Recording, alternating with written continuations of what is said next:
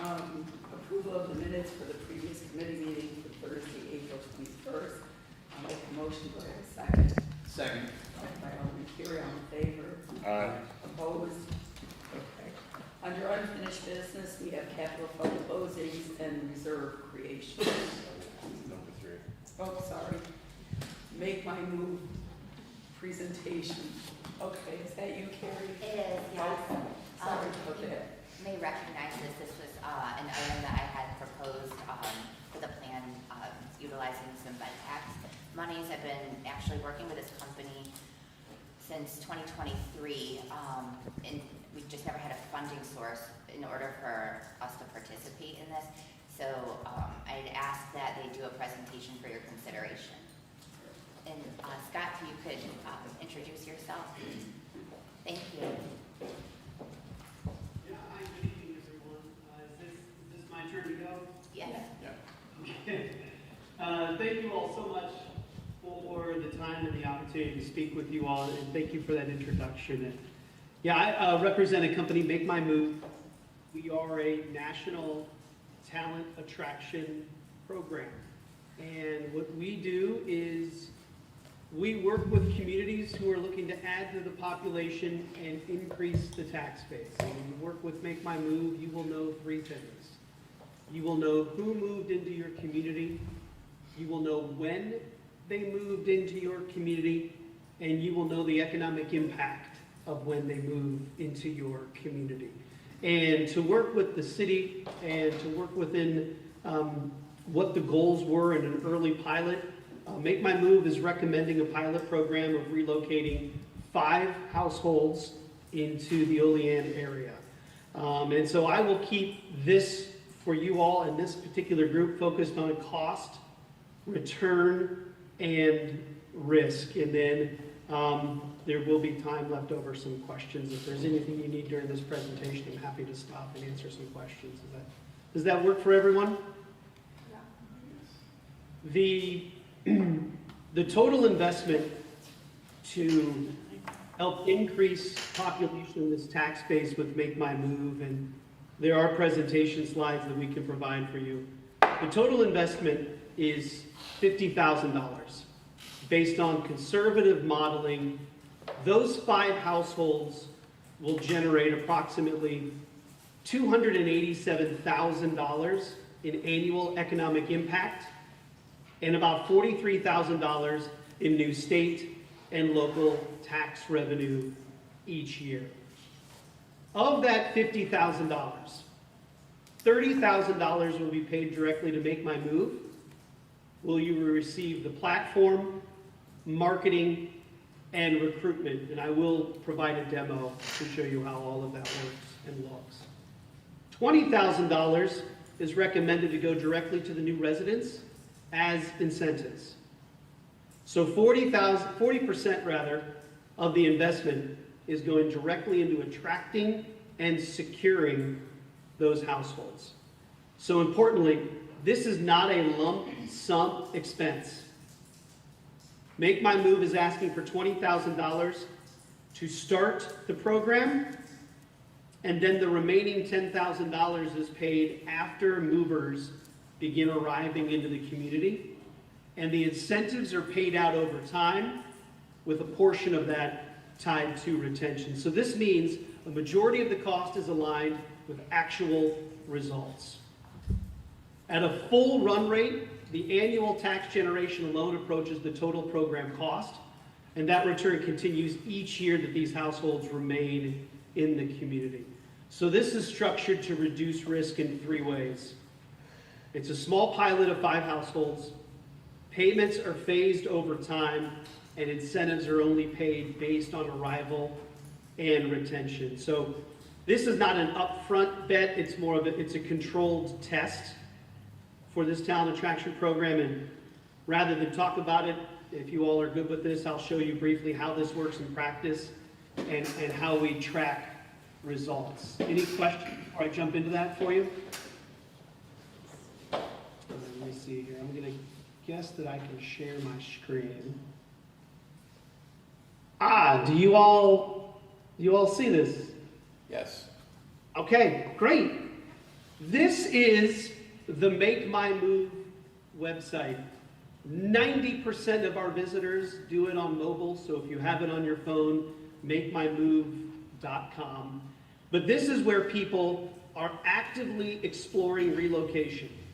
They come to Make My Move to see about communities who are offering up incentives and opening up their doors for people to call this a new home. Over 1.5 million people visit makemymove.com each year, specifically looking for a new place to live. So what you see right here is our online marketplace. Here are communities in Kansas, Indiana, which is our home state where I'm located in Indianapolis. Here is Kentucky, and other programs all throughout.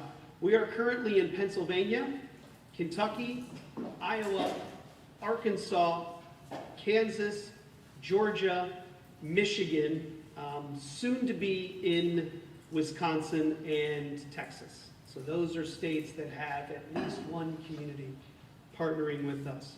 And Olean would have a page exactly like this, positioned for our national audience who are already planning on wanting to move.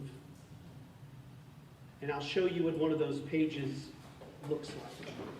Here is a nearby neighbor in Mercer County, Pennsylvania. The county is sponsoring this program, but for Mercer County, they have 3 communities that are actually participating in it. They just added a 4th. So they have Farrell, Sharon, Greenville, and Hermitage, PA. Those are the communities that are actively looking to recruit new residents. And as you arrive on this page, what we would build for your community is the page to get in front of these millions of interested people and show what life is like. They want to know, what is life like on a Tuesday night? What are schools like? What are churches like? What is the community like? This isn't tourism. This is getting people to say, this is a place that we want to call home. We want to highlight your businesses. We want to highlight places to live. Highlight what makes this such a special place to live in. And this is a place where people, when they visit, will ask questions.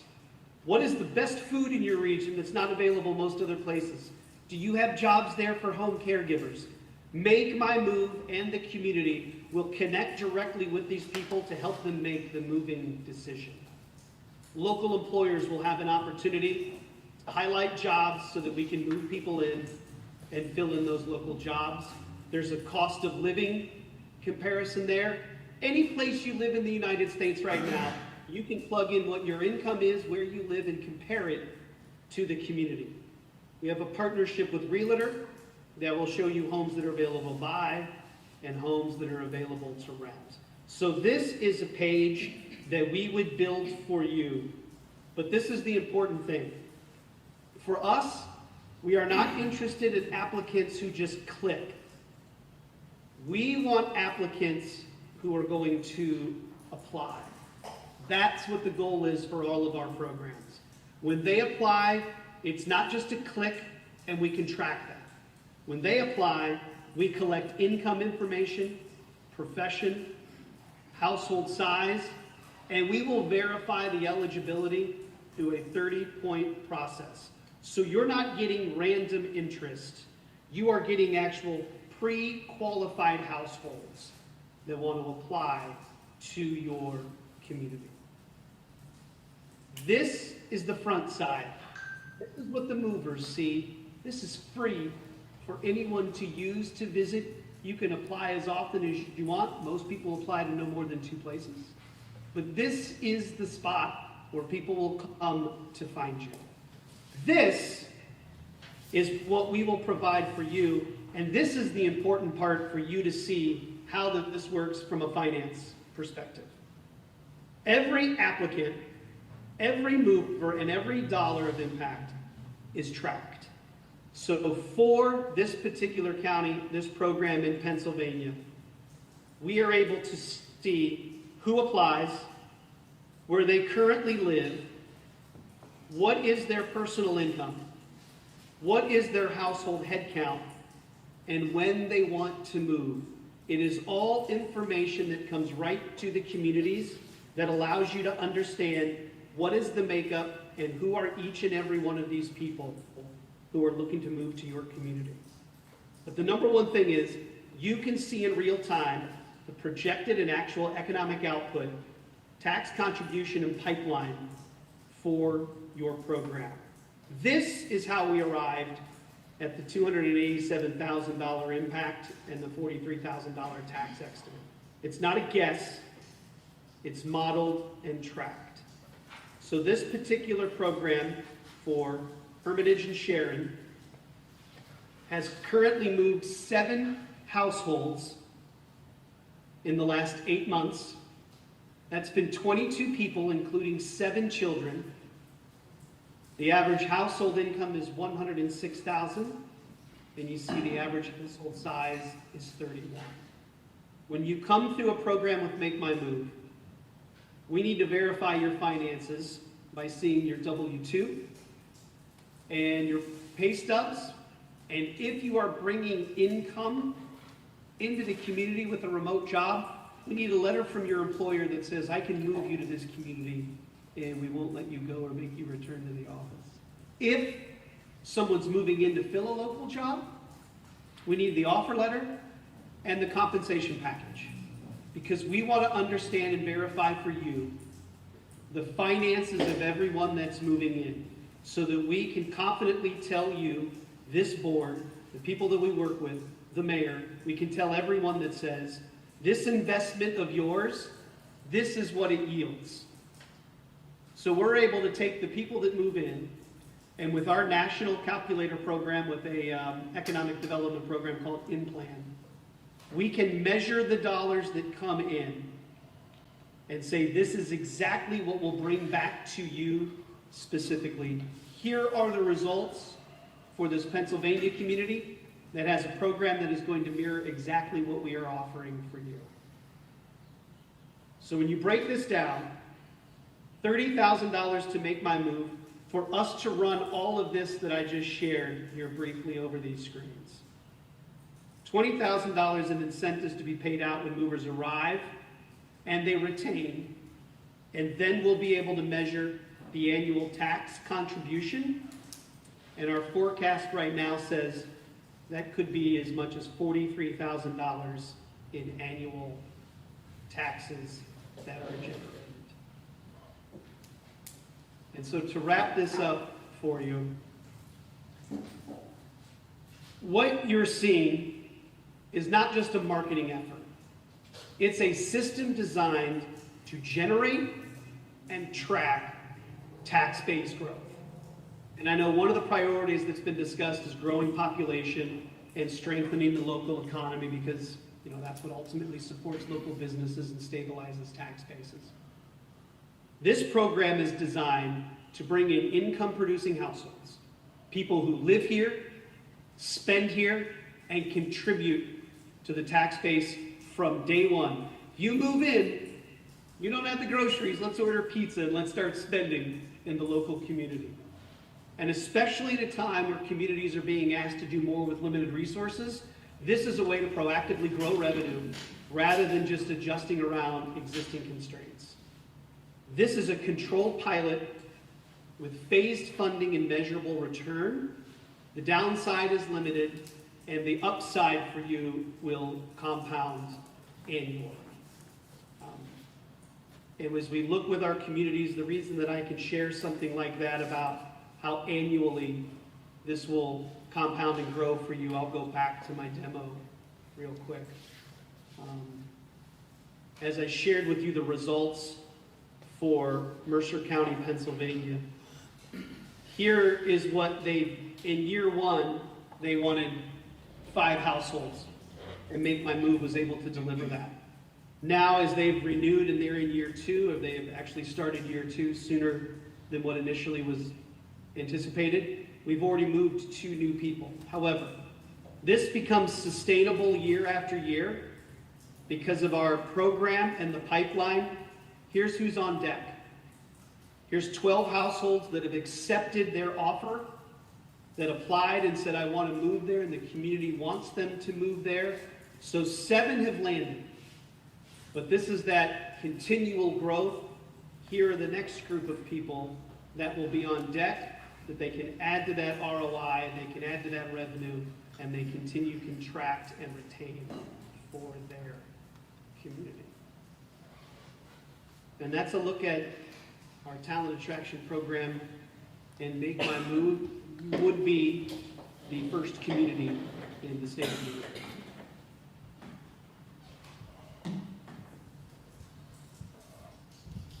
Happy to recall anything, answer any questions that you all have.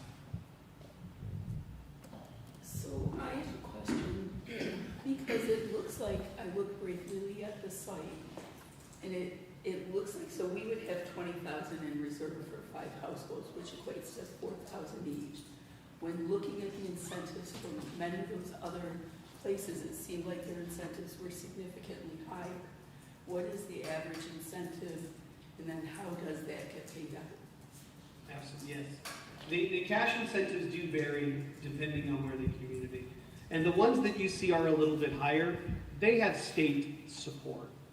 We've actually been able to receive some state grant dollars for some of these programs in Kentucky, Indiana, and Kansas. And so those communities are able to put in a little bit more cash. However, for us, it's not just the cash. It's the total incentive value of the package. When we first launched several years ago, we thought that the incentive would be the hook. How do we get people to move to communities that are 10, 12, 15, 20,000 people? How do we get them to go there? We have to draw their interest. So it wasn't just the cash incentives at first. It was chamber memberships, which have a value. You move people into a community who they don't know anyone. That first networking event at a chamber event, they now are getting plugged in with like-minded people. 80% of our movers have a college degree. An opportunity to have coffee or meet with the mayor or leaders, again, another great way to get people plugged in. YMCA memberships, things that the city can control, a city golf course, a couple of passes. Those soft incentives, when you get a program that can add up to a total value of around $5,000 or $6,000, that's where the rubber really meets the road. It's not so much the cash. It's just, what is it about this place? Because the reality is, we aren't moving people to Kansas for $5,000. We're moving them there because it's a better quality of life for people. It's a place for them to go where their kids can maybe go to a school that doesn't have 5,000 or 6,000 people. It can be a lower cost of living. And then the incentives that you offer allow them to not be strangers, get plugged in quicker. And we have a 90% retention rate for programs right now in year 3 because of that connection. And the last part, how is the cash paid out? The day you move in, you have to provide a copy of your purchase agreement, your mortgage or lease to Make My Move in the community. We verify it. We've had some people give us some illegal docs and we've caught it. When you move in, you would receive half of that $4,000, so $2,000 at that time.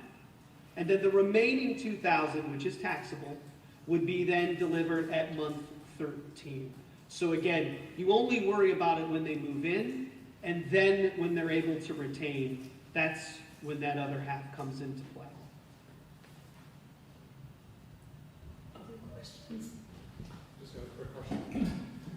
Yeah, maybe you said it, I missed it. How many people have you helped move or reallocate them around the country? What's your number of people that you've serviced? Our website has been up and running and just celebrated its 5th year this past December. But we have been actively moving people since the winter of 22, and we've moved over 4,000 people to communities that we've partnered with. As a matter of fact, last week, in the last 3 years, we just moved our 1,000th household into the state of Indiana. So we've moved 3,000 new people into Indiana, and that program means they cannot currently live in the state. So that's new state residents we've been able to move in. But overall, over 4,000 people have relocated by finding a community on Make My Move. which is crazy that this is the process. There is now a way to market, to attract. People today have this pioneering spirit. They want to go to a place that makes more sense for them, makes more sense for their family, where they have a better sense of community. And they are escaping some states and some metropolitan areas that might surprise you. Florida is the #1 state we move people from. In order is Illinois is #2. Texas is #3. California #4. Tennessee is #5. If you heat map that, it's Chicago, Austin, Nashville of those Illinois, Texas, and Tennessees. People are willing to leave. I don't think you all have many hurricanes where you're located at, right? People are starting to want to have comfort with Four Seasons and what people have to offer, and it's great to share that and present these opportunities for communities. Any other questions, Carrie? Can I just add a couple of things? So, Scott, that was a great presentation, thank you.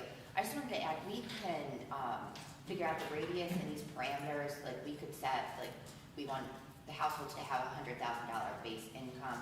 So we have control as well, not just, a firm.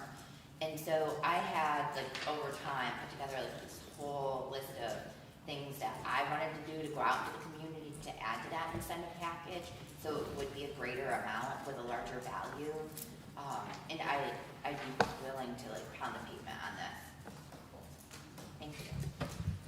That's a great point. We allow you to set your parameters. So when the people apply, that's why we're able to say you will have pre-qualified leads. They will apply to your community, but Make My Move will only vet. And when I say vet, W-2s, background checks, verification on these people.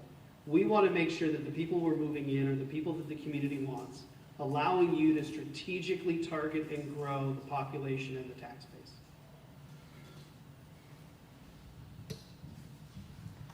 Any other questions?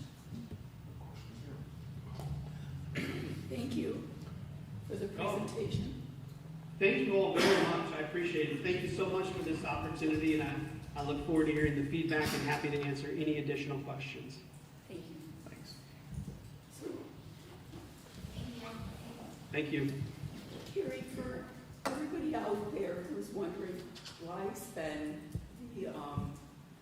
the money from the Fed tax on this, can you explain a little bit about what we can utilize the Fed tax dollars for? Because I think that sometimes the public thinks like, oh, you have this money, you can just use it for potholes and stuff. No, So, good point, yep. So the council passed the local law and after the support was received by the Senate and was passed by New York State.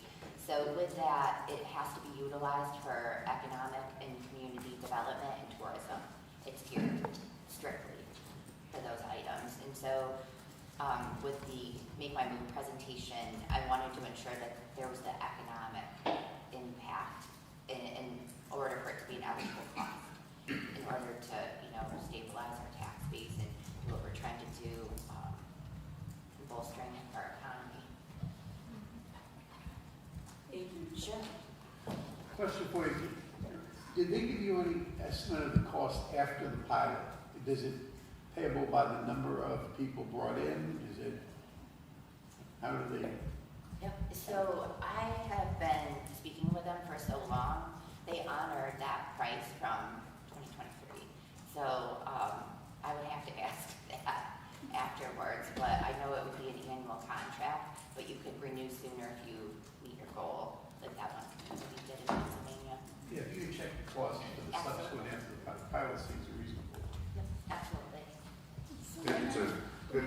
It's a good point Carrie brought up. People would think that that $214,000 we got in bed tax could have been used to lower taxes, but that is against state law, which hopefully everybody realizes that now, that we cannot use that to lower our property taxes. But the question I have is, if we hire this company and they're here for a year and nobody moves in, do we get any reimbursements back? I will not let that happen. I will do the work, I promise you that. I will push it. I will ask that question though. And I think community members have said to us, you know, what are you doing to bring new people in? And it's not so easy if you don't have like a venue where people are looking at. It's like if you're gonna go on vacation, you know, you want to see what's there, and that's why they have so many recruiters for different vacation sites and stuff, so. I think one of the places on there, it's Tex Arcana, so you can be in Arkansas and Texas at the same time. But they have like 18,000 incentives, but if you look at it, it's only 5,000 cash, but there's like yoga membership, a year access to business after hours, breakfast with the mayor, like membership gym. to leadership, breakfast with Jen, to the leadership association. And those, I mean, if the business people coming in, I mean, those are key things, I think, to add that extra value. I think that's, you know, it's like CrossFit classes and stuff like that. 50% off at Texas A&M class, their tuition, you know, or 25% off your first class or something like that. So those things might be all really good. Can I read some of the things Yeah. I thought of over time? So I thought about like the rec center season pass, some chamber gift certificates, YMCA family membership, the Bartlett Country Club membership, state park season passes, the hub co-working space, private music lessons at Beat City, New Life Christian School, perhaps 1 year tuition free, same with Southern Tier Catholic School, a 3 credit hour tuition waiver with SBU or JCC, coffee with the mayor, community connection consultant, a consultation to have like someone be the ambassador. I'd be glad to do that to help guide them through the community. Lift passes at Holiday Valley, like the chamber clan bake tickets, or like the YMCA salute tickets, Olean Oiler game family season passes. Like it just goes on. I won't like ignore these, but I would be willing and like would love to go out into the community to see like how we can partner and do this, and then put a value on those things.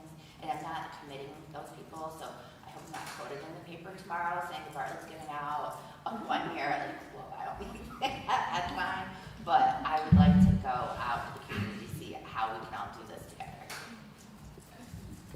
So any other questions from here? Thank you. Thank you for your work. Okay, now on to unfinished business. Trip to the casino with Dave. Coffee with Jen. I'll be glad. With 17-year veteran alderman. Trip to the fleet meeting with Dave. Oh, capital fund closing and reserve creations. Who's taking that on there?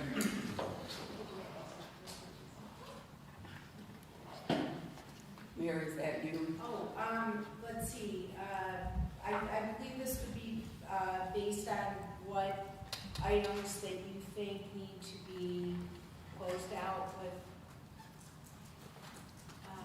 Lance, with your sort of background and that. I mean, what is your guys' plan with those? Because actually, I'm not sure where we want to go with that. So I think that one of the things that we need to do, and I think we're hopeful with the new auditor coming on, that she'll have experience in putting together the restricted funds within the general fund, so that we can, or reserve funds, so that we can begin to move those capital funds that are not meant for longer term projects. I think that that's our goal, and that we would also like to do that with the bed tax money. So I guess, Alderman Bensel. Yeah, some of that too was questions on the process, if we needed to have a PL and stuff to create the reserve funds. We talked about it maybe a month or so ago, and we talked about the process of doing it. So at this point, I mean, with the transition in the auditor's office, I'd probably just recommend you wait. I have the handout ready for her when she gets back, when she gets in here next week. Okay. It's in my office right now. My suggestion would be, should we wait for her to get to the board, or should we do it now? That's because I'm only here for like 2 more days in that office. So, I just think that we should wait. I've been all over the comptroller's office site, and I know they gave us a link to that. For the life of me, I can't find it, so if you could shoot out that process to the rest of us, to the aldermen, that would be good, because I have tried to find that link that they showed us in the meeting, and can't Yeah, I find mean, it. I can even reach out back to either Ray or Cole to find out what it is exactly, but I can do some research and send that to you. And then we can put together that proposal that, PL together and put it So out. maybe a month, so that way she can get settled in. 1 month. Alderman Robinson. So while we're gonna postpone this, I wanna make sure that the council, when you get the, either this month's or next month's, the capital fund summary, it comes in the monthly, documents that we receive. It lists all the capital funds and just highlight what you believe, should be reserved. A lot of this, we asked for the city to put this stuff into the budget, but some of these items that are on here, we may want to reserve. We have a total of 5.4 million in here that we're gonna be moving into the general fund. So we're definitely gonna wanna make sure that we create reserves for whatever here. Did I mess something up? No, I don't wanna cut you off, but a lot of those when we can't move them, those, let's say, the splash park that we're working on right now, the current, Marcus Park, the bulk of that money is belong to those ongoing capital projects. Yep. So those gotta be stay in. Stay in the capital. Until the project is done, really. We Yeah, can't the really- ongoing, you remember he said the ongoing capital projects can stay in the capital fund. The other ones we have to move Yep. to the reserve. So I misspoke. You're probably talking about your, ambulance reserve, the IT one, the one. Yeah, there's And numerous ones on here. Those ones we may have to do something with. So second, I guess then we just get a report with which ones of them are current ongoing capital projects. They stay, we remove or move all the rest to the reserve fund once we know the process. So is it possible to get, when we get the next one, can we get something highlighted or a star or something put on here for all the ones that are ongoing? That way it's an easy C on the sheet when we look at it. Sure, absolutely. And then that way the council can look at it and get their own copy, and then from there, we can move on from there with, next month. I would just recommend that, the mayor, with the mayor's direction, that the new auditor and Lens put together a list of what needs the criteria to move over, and just we give them that instruction, and they bring back a list to us that says these ones should be moved into restricted funds, and the rest are ongoing capital funds. We leave them alone.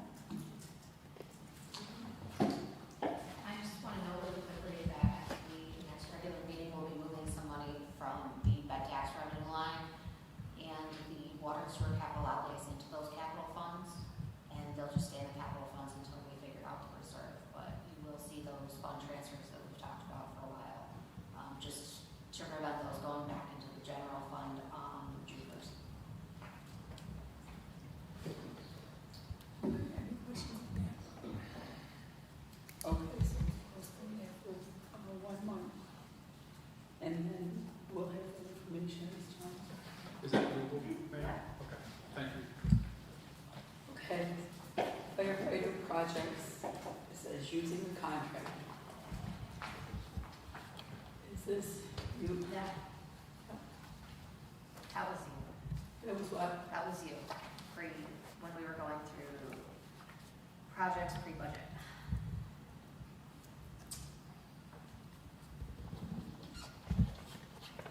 Is this the stuff at Station 1, Eric? Yeah, so we have 4 capital projects. We have 209, which is central fire heating, 237, which is Gargoyle Park training facility, 238, which is central fire building renovations, and 239, which is Fire Station 1 building renovations. So we have those 4 open. We have money in each of them, and we're continuing work.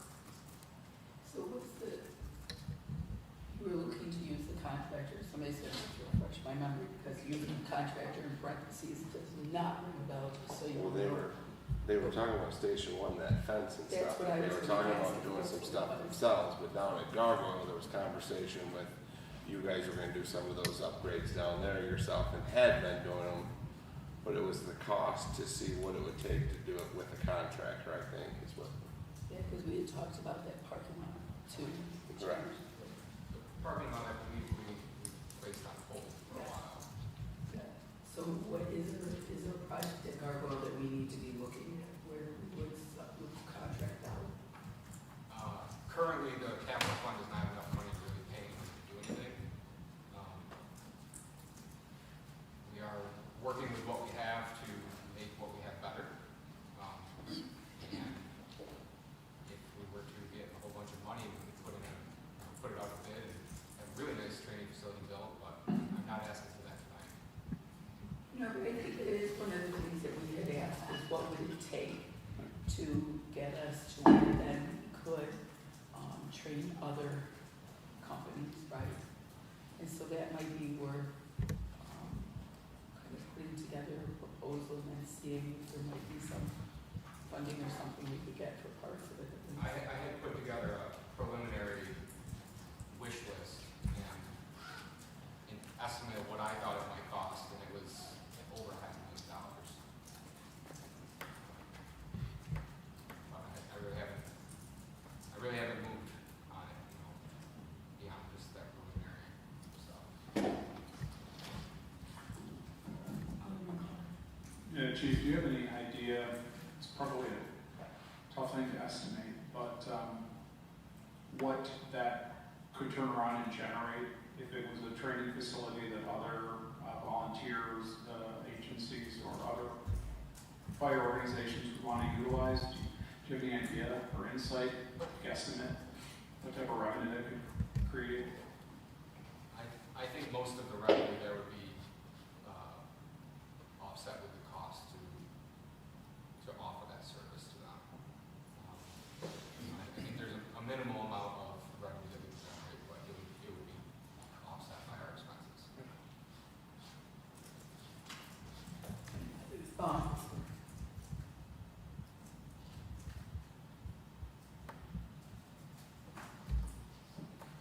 So I think as we look at long-term projects and what we might want to accomplish, I think that was one of the things that when we were talking about the municipal training office for different things, right? To look at, maybe we can't do the $500,000, but if there are some resources, and then, we look to see if we can find some funding, some grant funding, et cetera. Or what makes sense to utilize the additional aid funds on and stuff. So. Alderman Benny? Eric, what was the status on the HVAC? That was at Central, right? Yes. The project is mostly done, but we kind of put it on hold while we do the rest of the building renovations. So there are some heat runs that just need to be connected, some thermostats to be installed, but the heat worked fine this winter. If there's money left over in that fund, which when I talked to Kevin, I think there will be, we would like to put it toward mini splits for air conditioning. Because currently we just have window air conditioning units that run nonstop in the summer. You have any questions? Thank you. Okay, alarm circuits, high phone costs. Is that you, Mayor? Well, from what I understand, we have identified which ones we can close, and they have been closed. I do not think a bill, I wouldn't know, but is it any bills come in? Oh, Since we. I don't know if any bills come in since we closed them. We have, to my knowledge, one of those plain old telephone service lines, as they're known, left at the wastewater treatment plant. And Dave Kame is working on getting the parts and pieces he needs to convert that to a cellular call out, and then that one will go away. So we are very close to eliminating all of them. And that was a very large unexpected cost that we had this past year. Any questions on that? funds for the dump box, I believe this was $20,000. Yeah, so, we believe we're gonna be very close to having this money in a collection of accounts, at the end of this fiscal year. So my recommendation is to, we're gonna wait the 2 weeks. We'll come back to your next finance committee with a specific recommendation of gathering up the coins out of couch cushions, if you will, and we think we can do that and end up with the 20,000 and then place the order before the end of the fiscal year.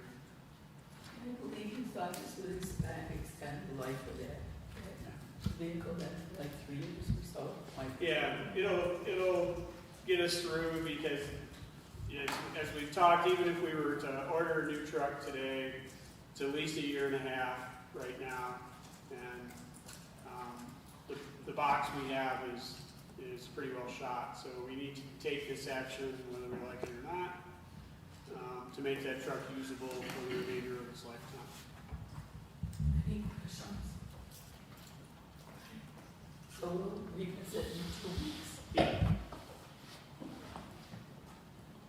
Okay, under new referrals for consideration, PL number 44-26 by Mayor Sherburne to enact a local law establishing a permitting process to ensure brownfield opportunity area remediation is conducted safely and that the developer, not taxpayers, bears the cost of municipal oversight and road maintenance. Mayor? Yes, so our office has been working with, Ryan? Yes, sir. Yes, and so have you had a chance to look this over and read it? Okay. Is there any place that you'd like to begin a discussion, or Ryan? Or, yeah, basically Ryan can answer questions. And I can give any background on the brownfield, if you want me to go over a brief history. Yeah, okay. Yeah, absolutely. Gosh, so when I first started at the city, like 40 years ago, no, it was back in like 03 we started, 04 we started this process. And so at one point in time, the city of Olean was leading the way in the brownfield initiative. It's actually done differently now. We worked closely with the DEC. The DOS has a lot of oversight with the programming. So we worked through the process and ended up, we had the pre-nomination study, the nomination study, just to like go over this whole thing like quickly. It's 904 acres. It's the brownfield opportunity area was then like coined the Northwest Quadrant. So if you look actually in that local law, it'll describe the exact location. It encompasses a large part of the city. It includes, in the 904 acres, the study area that has been deemed the RBOA. It's the lands west of Olean Creek, north of Wayne Street and Constitution Avenue, south of Fountain Street, and east of North 24th Street. And there's obviously been a number of parcels that have been cleaned up and redeveloped in our city. I see Mr. Benson's here. He's helped clean a good majority of them, along with Mr. John with MJ Painting. And so there are other parcels in the city that remain. Brian? So we were tasked with looking at the operating permit due to the fees associated with the record retention and also the forward requests that we have to answer with those, and then also the road permitting, kind of expanding on the over limit law that we currently have. And that's what is in front of you. That's the two encompassing things of how we arrive at the operating permit fee and then permitting for road use.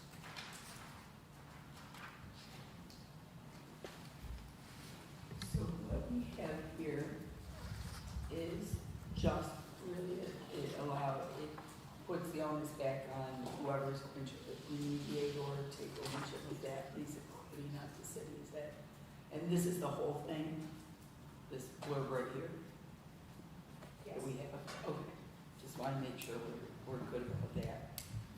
questions on that? I've got a couple questions. Thanks.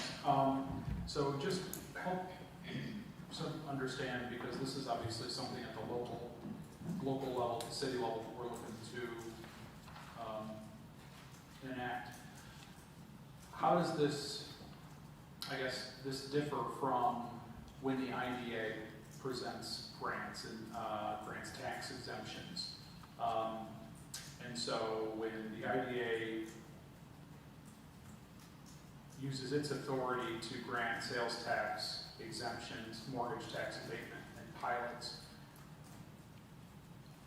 does the city have representation, any say or input on that?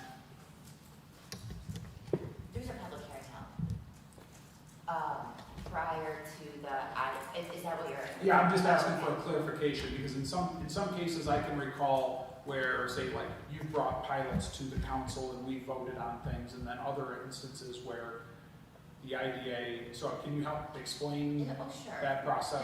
Yeah. So their meetings are open to the public. Everything's published online. Actually, the public hearings are held in 119. If they're generally entity that is located in the city of Olean.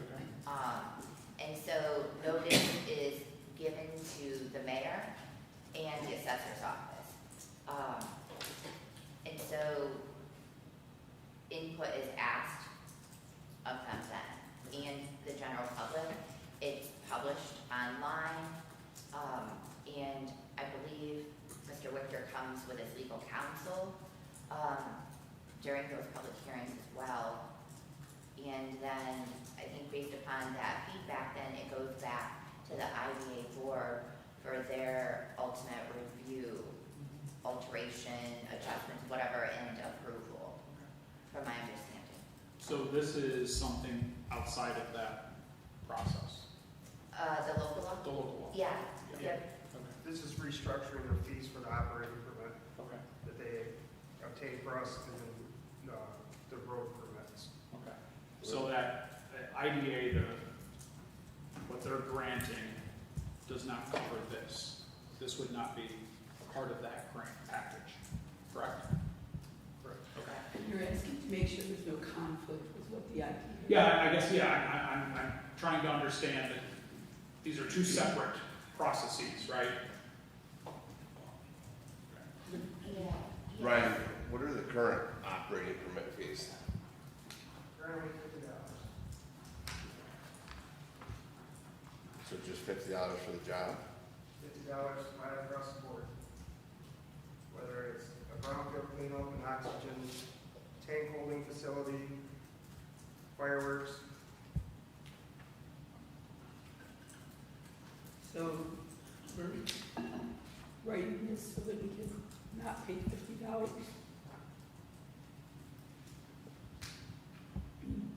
What will this ultimately Yeah. accomplish? So this is only for brownfield cleanups, though? This is only going to apply to the operating permits, brownfield cleanups. So the fireworks and the air tanks and any type of project that's going down on West State Street that's using heavy trucks on the road right now, all of that's still $50. This is specifically for brownfield cleanup. Now, the heavy trucks is a whole other thing.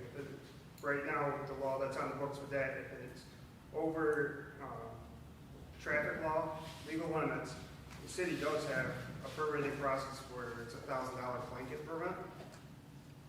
This kind of lowers the threshold, instead of being overweight. And then it also takes it from a flat fee of $50 to a scale. And we started with this one because this is the one that we answered the most FOIL requests on. And we retained the most documents on. So that piece bears the cost of municipal oversight and road maintenance. How does that then get calculated? Yeah. It's all described. Well, Yeah. Wait, what's your question again? So, We got them last week. They're the things that they were handing around. They were sitting on the table. We never Last discussed. week. So, Brian, you said something about like the overweight, but this doesn't talk about overweight. It talked about up to 26,000 pounds, which is not an overweight vehicle. Right, because we already had the overweight limit, we already had that law on the books, chapter 24. Okay, so back up to my original question. If I'm just running a normal dump truck under 26,000 pounds, it's a $50 permit across the board. There's no additional fees. There's actually no fee tied to any of that,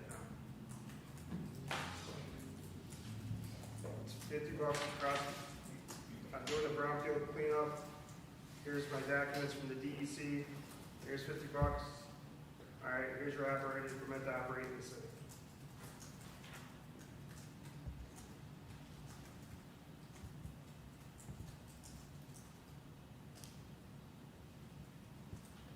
So the paper we received last week,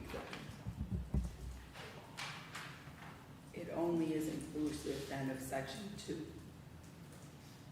that correct? This, Yes, so section 2 is how you calculate the operating permit, and section 3 would be the road use permit.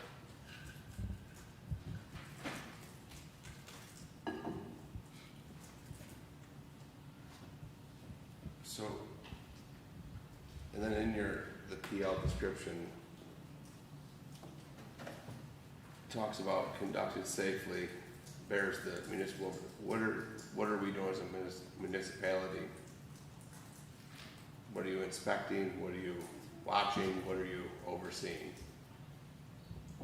DPW is watching the dirt on the road and stuff like that. We're not inspecting anything, we're just making record retention. yes, that was my question.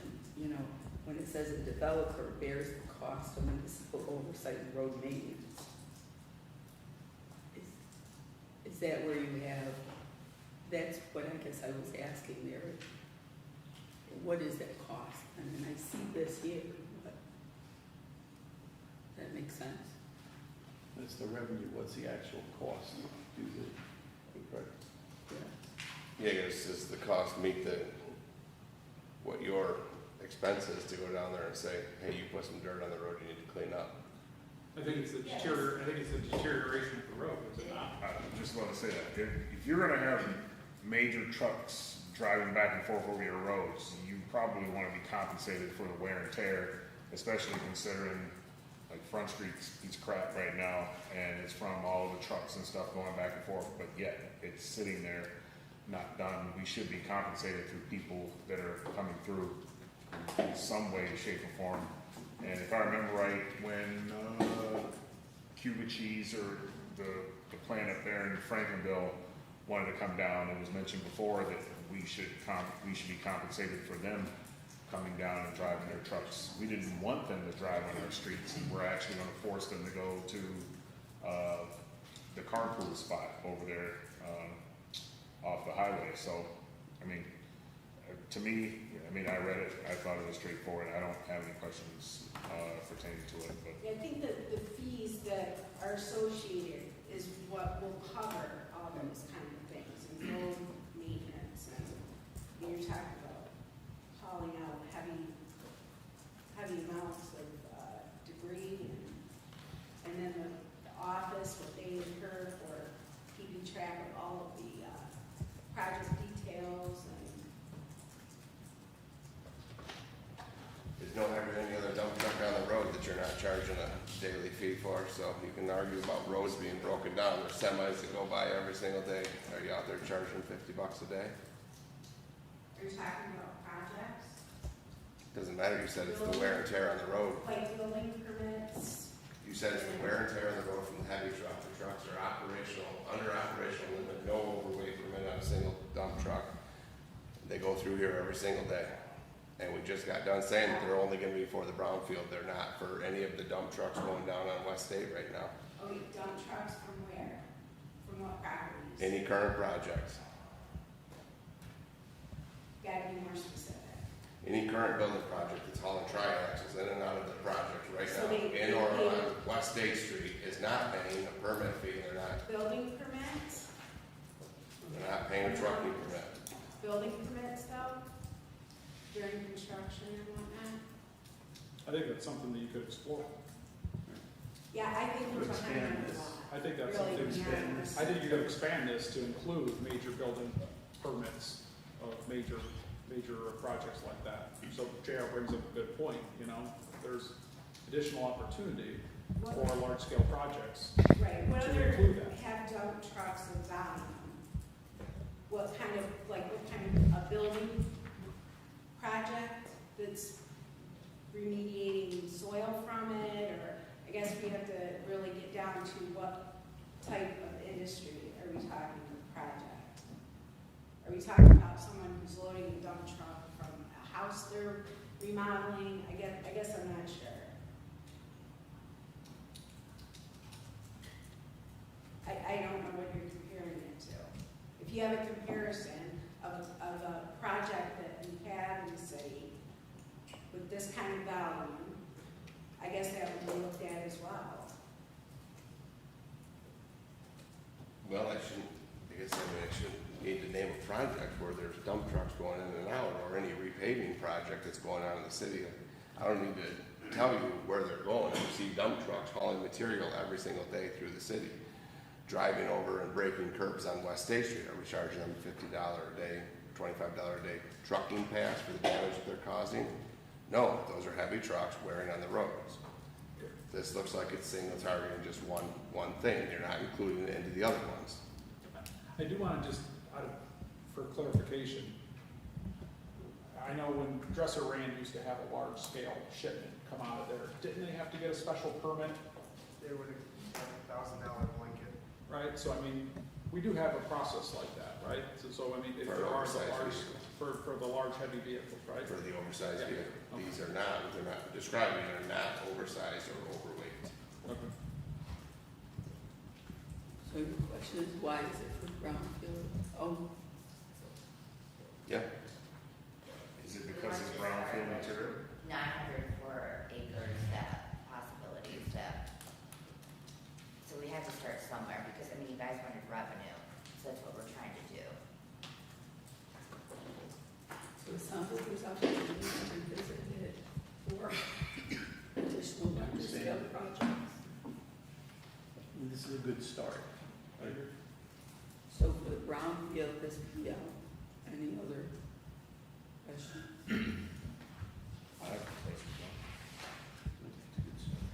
Okay. So we're gonna, Is there further discussion or need a motion, or what do you? so we can make a motion to. Yep. We need to make a motion to pass it on to the regular. Okay, so we're gonna make a motion there. I'll make a motion. I'll second. All in favor? Aye. Opposed? And just to know, there will be a public hearing since it's a local law prior to the regular meeting next Tuesday. Okay. And you'll let us know when that is so we can. Yeah, it'll be next Tuesday at 6, and I will schedule the committee the whole at 6, so there's no gap in between. 6:01 or something. Okay, we know when people have the public meetings. Okay, committee reports, we have none. I'll make a motion to adjourn. Do we have a second? Second. Second by Alderman Anastasia. All in favor? Aye. Opposed? Okay. All right. I will call to order the Youth and Recreation Committee meeting Tuesday, May 5th at 7 p.m. Please note all aldermen are present. I just need approval of the minutes of the previous committee meeting, which was Tuesday, February 17th, 2026. Motion, thank you. Anastasia, second. Second. Thanks. Alderman Crawford. Okay, all in favor? Aye. Opposed? Unfinished business, we're at school. Who's speaking to this? Do you want to start with a reminder of like the funding sources, or do you want to just know what the good results are? Wherever you, I think if we want to remind everyone what the funding source is, and then we can go, it's up to you. Yeah, there's still a misconception, I think, in the community that we've abandoned the pool, right? So, but there is a funding source and, Yeah, I think that would be helpful. So, I had applied to DASNY, the Dormitory Authority of the State of New York, in partnership with Parks, under the first New York Swims program, and we were successful in that. Based upon the application, I had used the estimate that Clark Patterson Lee had prepared for the pool renovation project. So ultimately, the DASNY Swim grant covered 80% of the overall cost, and the city's share was 20%. So I included not only the construction, but also the engineering and design work. So ultimately, the award for DASNY was $704,988, and then the city local match is $176,246.93. As you may recall, we had borrowed for this, and during the borrowed meeting, I had asked if we could add in additional contingency for any unforeseen circumstances, overruns, change orders. So in the borrowing, we had borrowed an additional $78,778.07. And so we have that cash on hand. We've incurred costs relating to Clark Patterson Lee to date, obviously for engineering and design work. Our office does the reimbursements to DASNY. So we have done 4 reimbursement requests to date in the amount of $53,735. The last one was done on December 29th of 2025. There's been like $1,000 incurred to CPL. It's not worth admin time to reimburse that $1,000 until we get another voucher from them. So that's the synopsis on the funding. Yes. Quick follow-up there, you said we've spent to date 53,000, is that right? That's what I've reimbursed with on CPL alone. So we have incurred that on CPL. And then if you refer to the Form E, there was camera work that was done. Oh, yeah. So Mazza Mechanical was paid $935.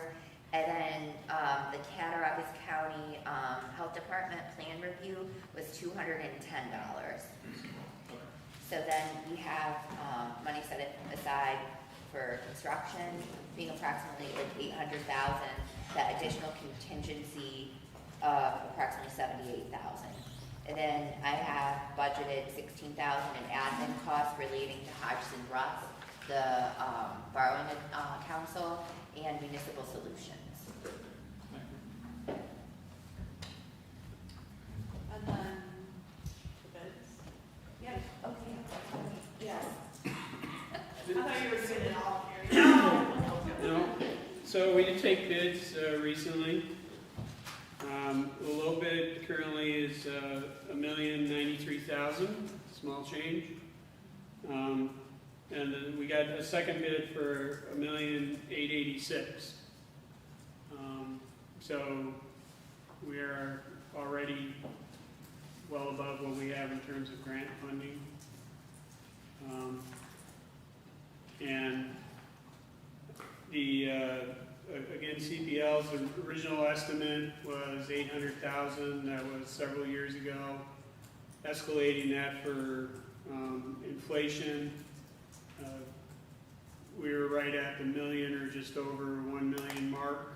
So we do believe our low bid is a realistic number for what we're asking, or for what was included in the bid package. Unfortunately, we're concerned, if you will, that there's going to be change order work based on condition of the tile and marshite lining in the pool that we've recently, actually, Chris, the other day, just discovered is showing some signs of further deterioration. So I'll let Chris speak to you directly about what he and his staff found in the pool. And And then I do have a little information about what that cost would be. So, I just, in terms of figuring, it looks like we have $959,244 on hand for the pool. And so with that lowest bid, we would be, there's in a deficit of $40,849. Does that sound about right? Because didn't you say $1,093? 93,000. 93.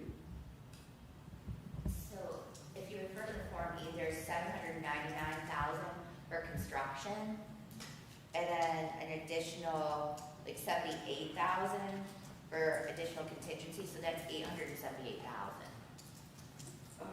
Okay, so you had said we had the 704,998, and then we had the city's match of 176, and then you'd ask for an additional 78.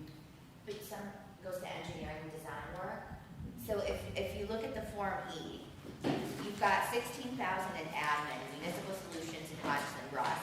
Then you have $83,145 in technical services, which is the design and bid work by CPL, MAZA, and then Cat County. And then what's left then with funding is you only have $799,000 left for construction and approximately $78,000 in contingency, if that helps.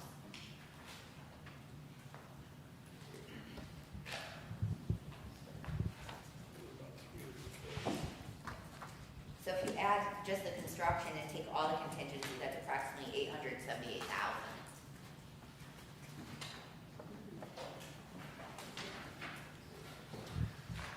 There's one MSG's in this book. It's right behind the graph. It's right behind the graph. The first page. So that's an increase of $215,000 for construction. Right. And the funding gap in the graph is about 95, almost 96,000, correct? And the city's already kicking in $176,000.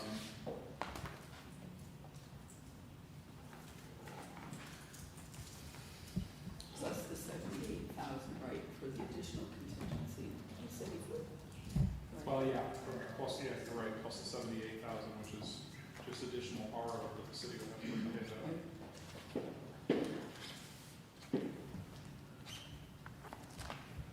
So Carrie, for clarification, the extra borrow, the funding gap that's on the graph says 95,923. That is, so that is the contingency, correct? The balance of that 95,000 is the 78,000 in contingency? And the $16,000 in admin. Yep. Yep, that's Okay. it, exactly. Yeah, I like to pull those out just so that you can see, like, long-term, that's gonna be a cost. If it's all utilized, I'm not saying the full $16,000 will be used by them. However, I want it to be there in case we have to keep borrowing year after year, which is what has occurred on this project.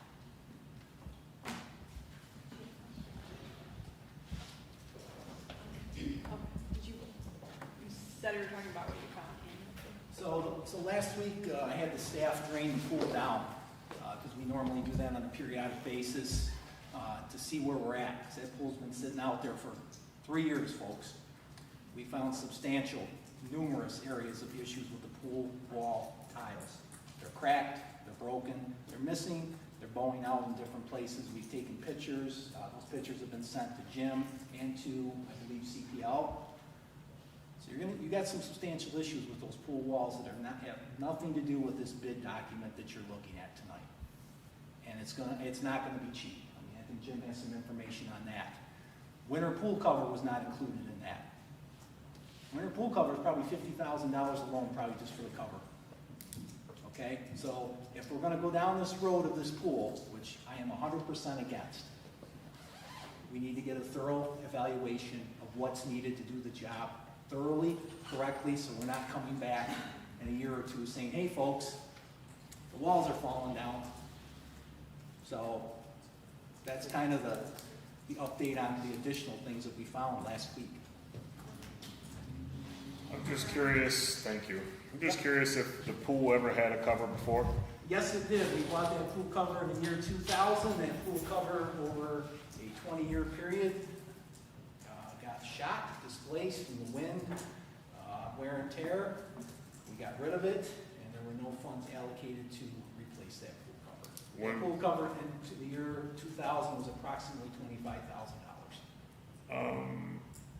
I don't recall a request for a pool cover since I've been on the council. We never asked for one. Okay, so we allowed the pool to deteriorate by not covering over the winter. I don't believe that's the entire reason why it deteriorated. It might not be the entire, but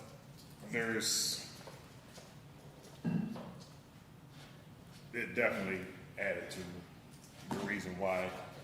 And then the pool itself, I mean, there was talk before of getting rid of the pool, and the entire city, to include the previous mayor and numerous people that wrote into the council and spoke on behalf, and the nostalgia surrounding the pool, everyone wanted the pool, and that's why we ended up going out for the grant and so forth.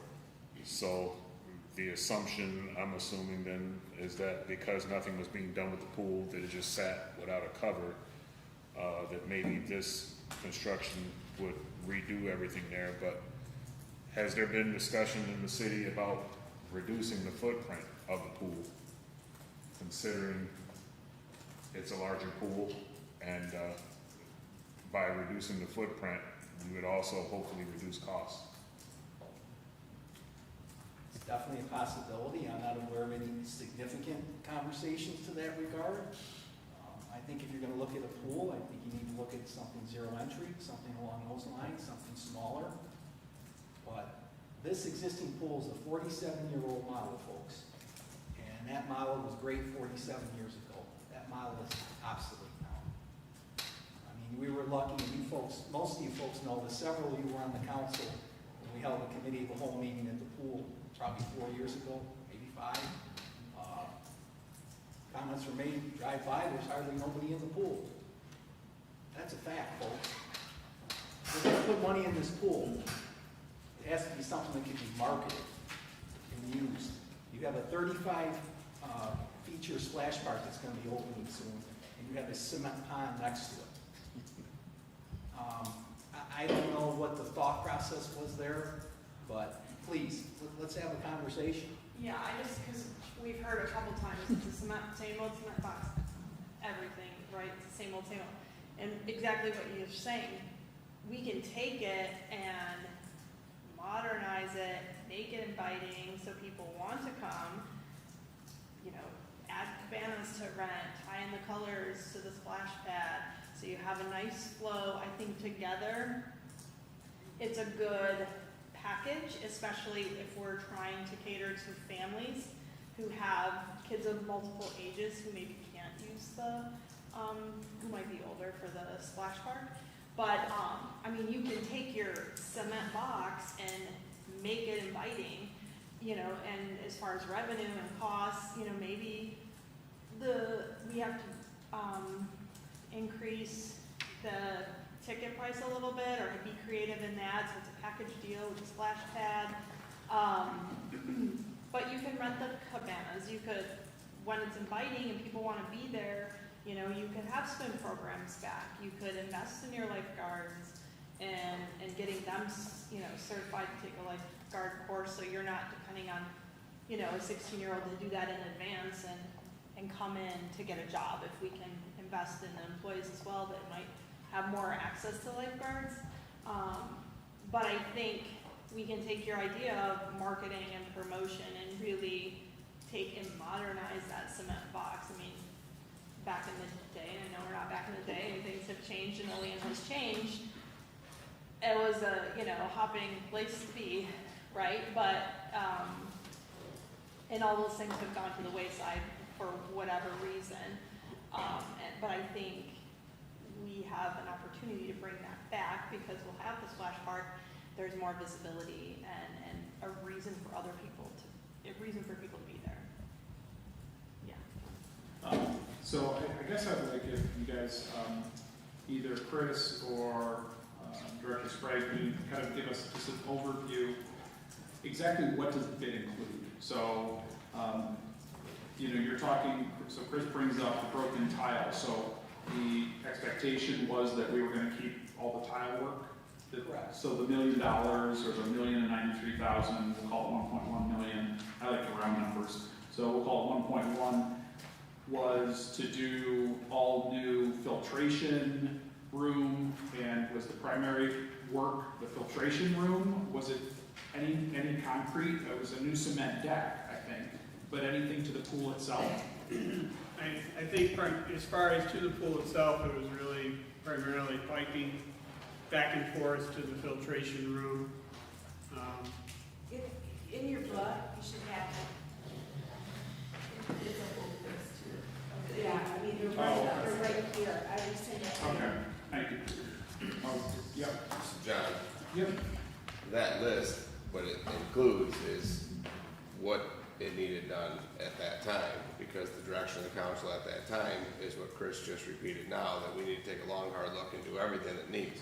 Well, that's what it was when that bid was made, because we had this same exact conversation, and then it got kicked down the road, and kicked down the road again, and it's evident that Chris and others were not in favor of the pool, and I think that that's some of the reason why it was deliberately stalled, not by you, Chris, but just others, and I think that's why, and now it's led to further deterioration.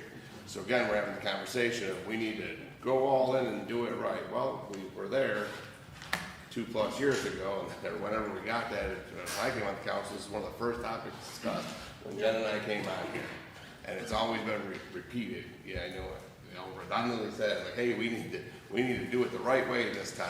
But because I remember the tile work was done like 5 years ago, Chris. Well, back in 2017, Some tile work, right? not in my 8 years that I've been. Go ahead. I can go back to that. So it's when I did, we got all the rents to redo the rec center, the city and the state and the county, and it was former Senator Young at that time. We invested approximately $4 million into the rec center. At that time, ironically, the state said they will not put any money into the pool. They thought it was a liability and would not participate. So, I mean, when that Daphne Swim grant came out, you could have knocked me over with a I just thought there was something a handful of years back when we did some time. Remember, there used to be a deep end. So they had to eliminate that. Okay. In addition to that, there was marcite repairs done and tile work from the deck down so many inches, and the city paid for that in its entirety. Okay, I'm not saying it's tied to the damage now, I just was remembering that being. They went down 10 inches from the Okay. ceiling all the way around the pool, and if you knock on that sounds solid like it's supposed to, and if you knock Okay. on the rest of it, it Okay. sounds hollow. Yeah, no, I just remember that Just being so- done. Yep. But that's kind of where we're at. I find more and more stuff wrong with this thing, and I hope the council understands this too. We just went through the budget process. The operating budget for that pool is going to be probably $55,000 to $60,000 a year. That includes your lifeguards, your chemicals, your light and power. And that's not, if prices keep going up, and that could be low. And realistically though, Chris, I mean, realistically, if this went out to bid, that pool wouldn't be open this year, so you wouldn't need that operating budget No, I'm this just year. saying for No, now. right, I'm just saying, like, in the future budget, yes, but. Yeah. I'm gonna just go out there and say though, and I appreciate the honesty here, Chris, but, a couple of years ago, when we were, the council voted 7-0 to replace the pool, the administration was pretty quiet on how useless the pool was. The council was left here to kind of negotiate back and forth with the administration, because the administration was adamant to keep the pool. And I think those of us that were here, so I appreciate I'm 100% against the pool today, but here we are. We now have $1 million worth of, or $800,000 worth of grant money, and I think we need to figure out a solution to what we're faced with. So, looking at the Marsden upgrades, there's $2,000 for that. And that looks like that would be in place of then those traditional kinds of tiles. Yeah, that's what they put on all those. So it says a traditional affordable pool finish made from white Portland cement.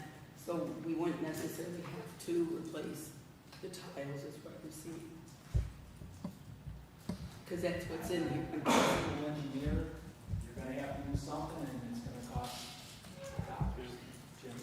Jim? Just ask it, because it looks like that. It looks like that's in place of tiles as a more economical thing, so, Which right. already needs to be concrete wall. Yes, yes. Like if you go to a pool in your hotel that doesn't have a bunch of tiles and stuff, it is the line. So just kind of clarifying that, because it does seem like there is some money in there. I was just gonna say, and then Chris brought up like marketing, yes, you brought up the marketing tool to bring people there. I mean, I've run by other towns that brought buses, we can't say it's not used.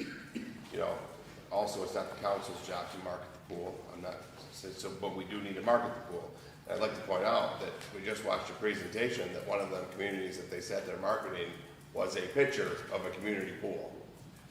So, it kind of should be marketed, you're right, I believe that it does get used, and I do believe that when people come to that splash pad, I don't think that 14-year-olds are gonna wanna spend a lot of time on a splash pad. That was the thing, so that way there's something to have over there, so that way the whole family could go to have it. It's one thing I've talked about, so that way the whole family could go there and enjoy time, which you may see that splash park increase your attendance at that pool. I mean, I'll even go as far as being the bad person, because I said that I was more in favor of consolidating all of your water features by expanding the wading pool area over there and closing franchise and repurposing it into whatever. And so that way everybody had to come there, which would then, in theory, increase your usage altogether. Does the council, I mean, what I want to get clear with you, it's open 7 or 8 weeks out of the year. That's it. Okay? And 7 or 8 weeks out of the year. That's it, folks. You know, by the end of August, it ends. People are going back to school, they're getting into their fall activities, it's getting darker earlier, it's getting cooler at night, all that fun stuff that we get used to. I think the better use for that land would be a field house. And I know that's gonna spark some controversy or whatever, but I'm telling you right now, 12-month utilization, we'd be making revenue left, right, and in between. What do you think if we could offer ice skating and roller skating at the same time? How about indoor pickleball? We're missing the ball with pickleball, folks. It's the #1 fastest growing sport in the country. That's what the magazines are telling me, and that's what I'm saying. There's better uses for that piece of land than a pool that's gonna get used 7 or 8 weeks out of the year. And even if a few more people come, okay, maybe they will, maybe they won't. And I've been with the city almost 24 years. 16 of those years have been at the recreation department. I'm a certified pool operator. I've worked at pool every freaking day. And every year it got less and less and less and less and less. And it's heartbreaking. It really is. If the ice rink can bring in $288,000 in revenue alone as an ice facility, think what we could bring in if we had another facility there. Call it the rec center addition, call it a field house, call it whatever you want. 12-month utilization. We need things that we can use year-round. We need things that will reduce the cost to the taxpayer. You folks have made the comment that Bradner Stadium loses money. It does. That pool will lose more. It has. I'm just stating fact. I know some of you are going to disagree with me, but I've been on the front lines of that pool. I've seen it. I've lived it. I know what goes on there. I know what's involved in the maintenance. So please, please consider all that. That's all I'm asking. Thanks. So, it's a lot to, so Chris, I completely agree with you. When this whole thing came up about the pool, I know I've mentioned, I know it's on my Facebook page, I know I've been in the paper saying it, I know I said a lot about this pool of how it was losing money. However, I've learned since I've been in this position to not allow my personal belief guide me in my decisions when our constituents are asking for something else. With that, the council has already been there. We've already discussed, explored, and talked about a lot of things for that spot, and it was settled that the pool would get done. Just looking at these documents that were provided, and then when you look at the definitions of some of the RFP, the PLs, the document that we have here of the design scope, we have pumps, we have, oh goodness, piping, we have pool filter, backwash, rails, you name it. You see decking quite a few times. Nowhere is it mentioned about the wall of the pool. So did we not take that into consideration? And I guess this will be directed more towards the DPW director or whomever. But even when you look at the description of the upgrades, there's no mention of the tile or wall of the pool. Everything seems to be pool decking is the broad term used. And then when you go to PL 5125, you see in here mention, I mean, which this is the first of me seeing this part, but there's an ADA lift.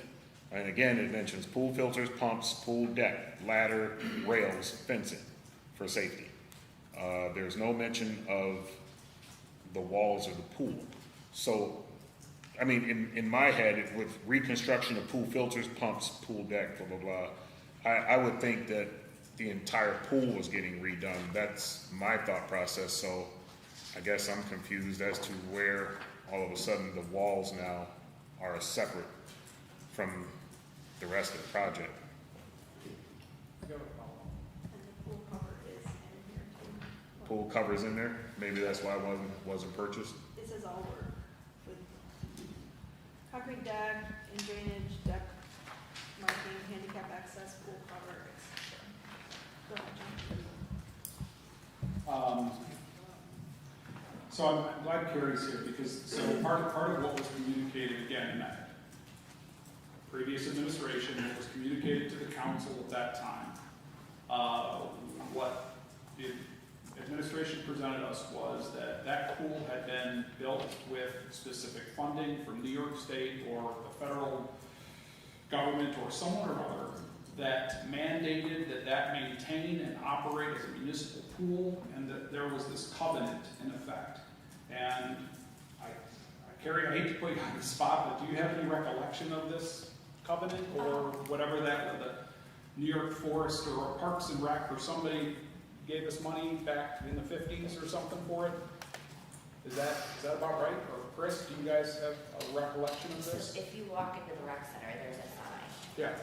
It's the original sign, and now there's a second one because of that $4 million project I talked about. I recall it being involved with the rec center. I know I'm on the spot. Maybe if you could follow up on that. Bill brought this to us and said, essentially, or I should say Mayor brought it to us. I'm sure you all recall, right, that the pool has a covenant tied to it that it has to maintain as a municipal pool. So unless that's not true and we were not told correct information, I don't know why we're having this discussion. Which is why, because everybody knows I was not in favor of pool for a variety of reasons. And that was part of when I voted, that it was our understanding that we had to maintain it.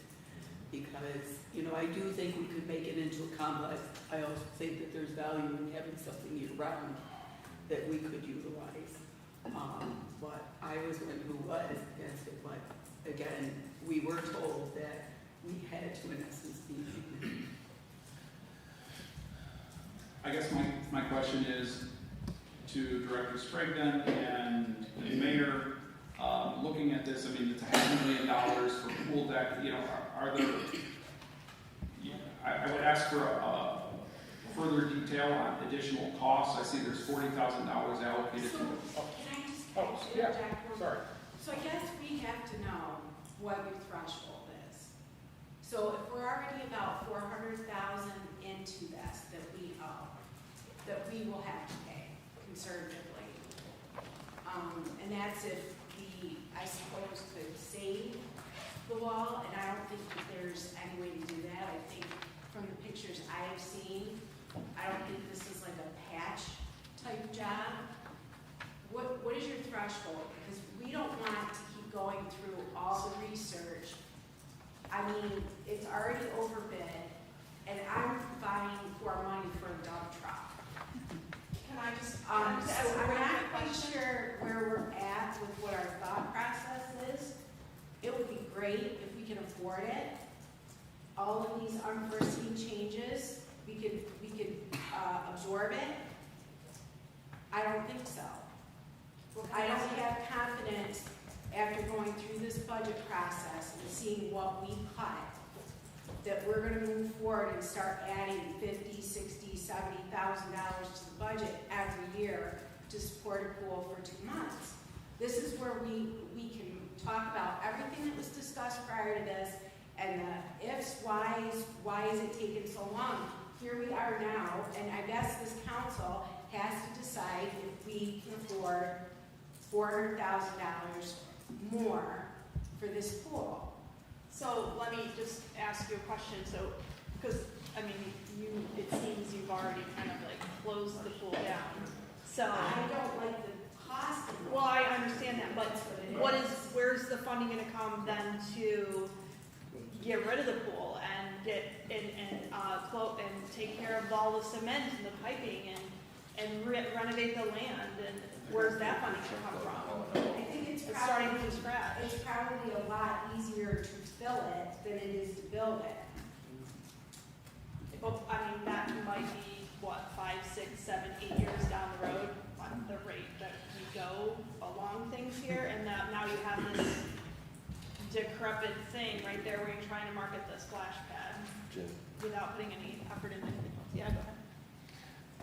to clarify Sonya's ask, it was not, does the wall need to be repaired or replaced? She was asking, not all pools have tiles, so I think she's saying, does it need to have the tiles, or can it be just stripped down and be a concrete wall, much like a number of other in-ground pools?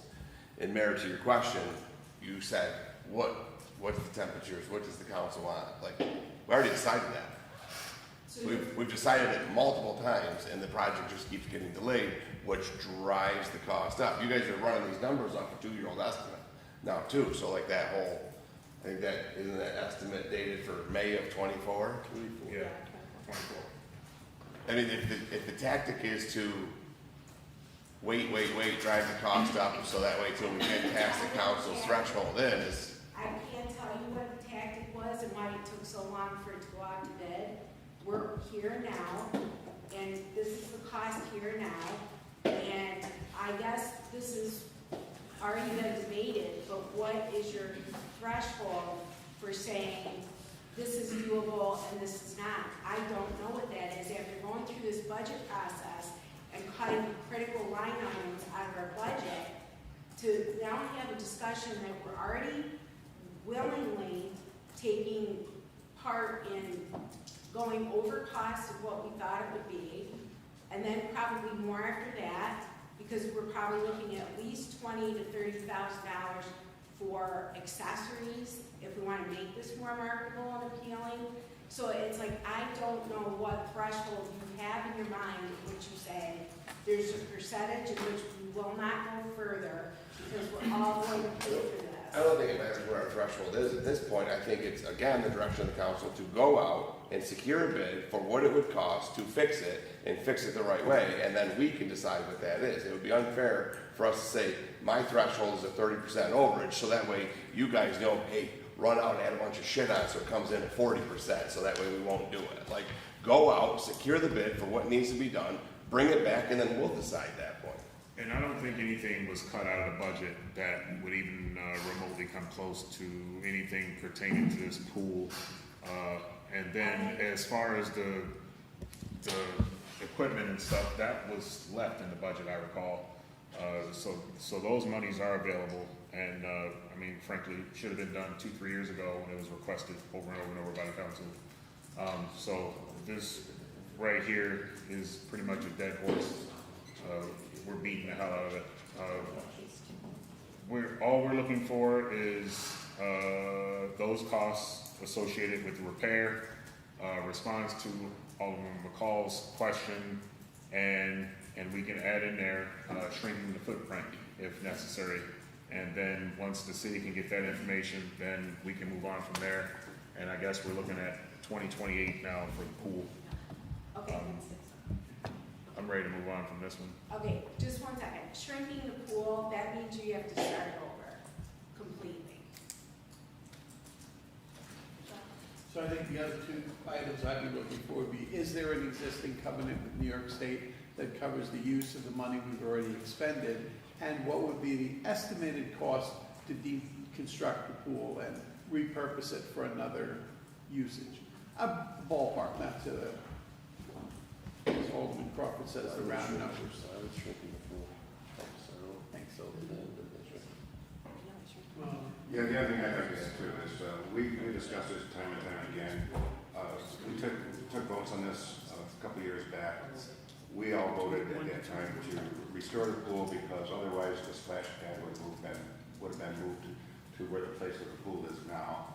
So we thought that having both entities together would draw more people in. And in this proposal that I'm looking at, marsh site upgrades, according to Google here, marsh site upgrade is a common softer plaster finish used on in-ground pools. Starts off white, and I don't need to read the rest of the description, but that sounds like that would take care of the tiles that are falling off. That's a great idea. So, That's what she just said. okay, well, I'm reiterating that it's already in the people's research. So, because I didn't know what marsh site upgrades were, I don't have a pool, so I Googled it, found out what it was. So it's like, I know it's like bait and switch here, we're just trying to delay the project so it won't get done.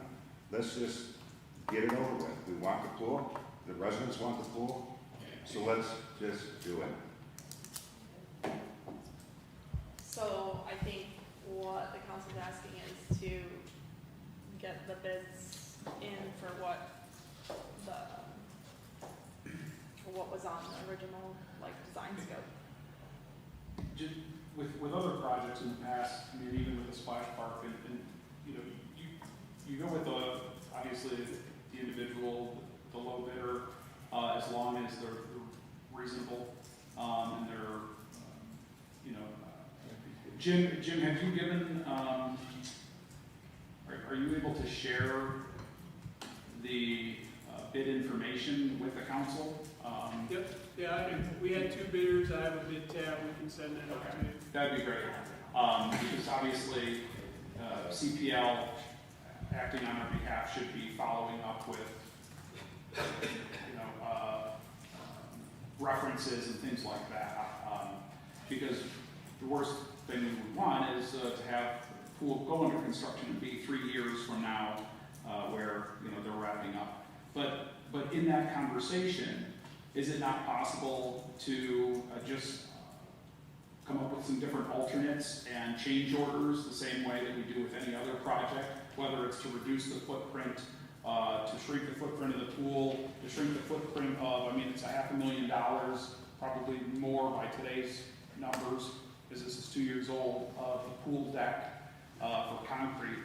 I guess, aren't there some creative ways you can add things but also subtract items to pull costs in, Jim? So yeah, certainly we can write change orders, either adds or deducts, on any construction project. The only warning I guess I would give you is we have to be careful that we don't effectively redesign the project and then just select the low bidder from the original design.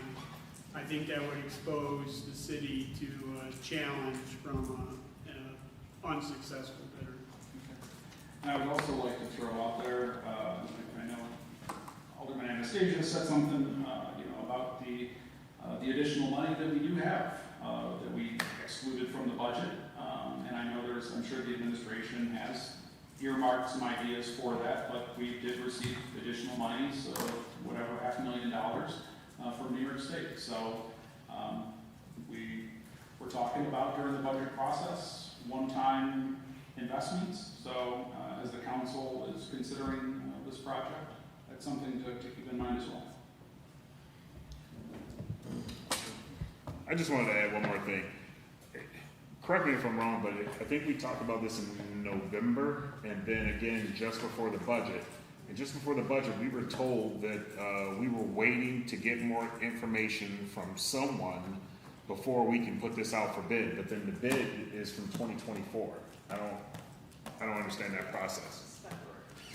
So, yeah, from 2024, but we're missing all of 2025. So it was February of this year that we were told that we were waiting on more information from someone to be able to do this bid, but we have the bids in from 2, and 1 is from 2024. That's the question. How is it that the bid's from 2024? It's an estimate from 2024. Like estimate, That that's was what- to the actual. So that is separate from the actual, Yes, the bids are, I forget the date, but they came in a couple of weeks ago. okay, that's what I wanted to learn, how that, That was the CPL. That's the engineer's estimate. the CPL's estimate. estimate in 24. Okay, Which obviously is gonna be under what today's. which, estimate- right, and estimate that's, would be. so we use that along with whatever the bid proposal, the wording, whatever, and that's submitted to, Yes. and then that's where the contractors come in and say, yes, we'll do this for X amount. Yep. Got it. Yeah, actually, they don't get the engineer's estimate. Right. I mean, not their estimate, but I guess what's needed in the. Yeah, they had a full bid package that they had put together, and that's what went on. Okay, thank you, that helps make this whole process make sense. Okay, so just to move on, so Jim, you're gonna send the bid tab out to everybody? Okay, thank you. And then we can continue discussion in 2 weeks, 1 month? 1 month? I don't think they're gonna get it back in 2 weeks. Let me, I will get CPL's project manager on the phone, Okay. and we'll put together a game plan of how to fill in the information gaps for you. Do you wanna do a month then? I'll just submit that to you in writing. Okay. And, Well, let's, 2 weeks. Okay, different things. Okay, new referrals for consideration, the portable toilets in parks. This one, we wanted to get more information, so granted, we asked for this to be put on for this committee. We want to postpone this for a couple of weeks until the next committee, youth and rec committee meeting. So I'll make a motion to postpone until the next committee meeting. Sorry, I didn't get that email. I'll second. Oh, Thank you. She's talking about, All in favor? she's talking about something else. oh, okay, sorry. All in favor? Aye, opposed? All right, that one's postponed. Can't call the vote, it's not your committee. Oh, sorry, I just want to get this moving. Okay, so Side we're gonna talk. postpone this. All in favor? Up here, Robbie, next week. No committee reports and motion to adjourn. Thank you. Now it's your All in turn, favor? Brian. Nope. All right.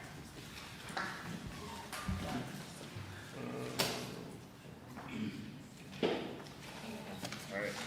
Call to order the Public Safety Committee for Tuesday, February 17. Let the record show all the persons are present. Make a motion to approve the minutes from the previous meeting. Can I get a second? Second by Anastasia. All in favor? Aye. Opposed? All right, unfinished business. We have the North Union Street lighting. We were all sent an email to go check out the lighting.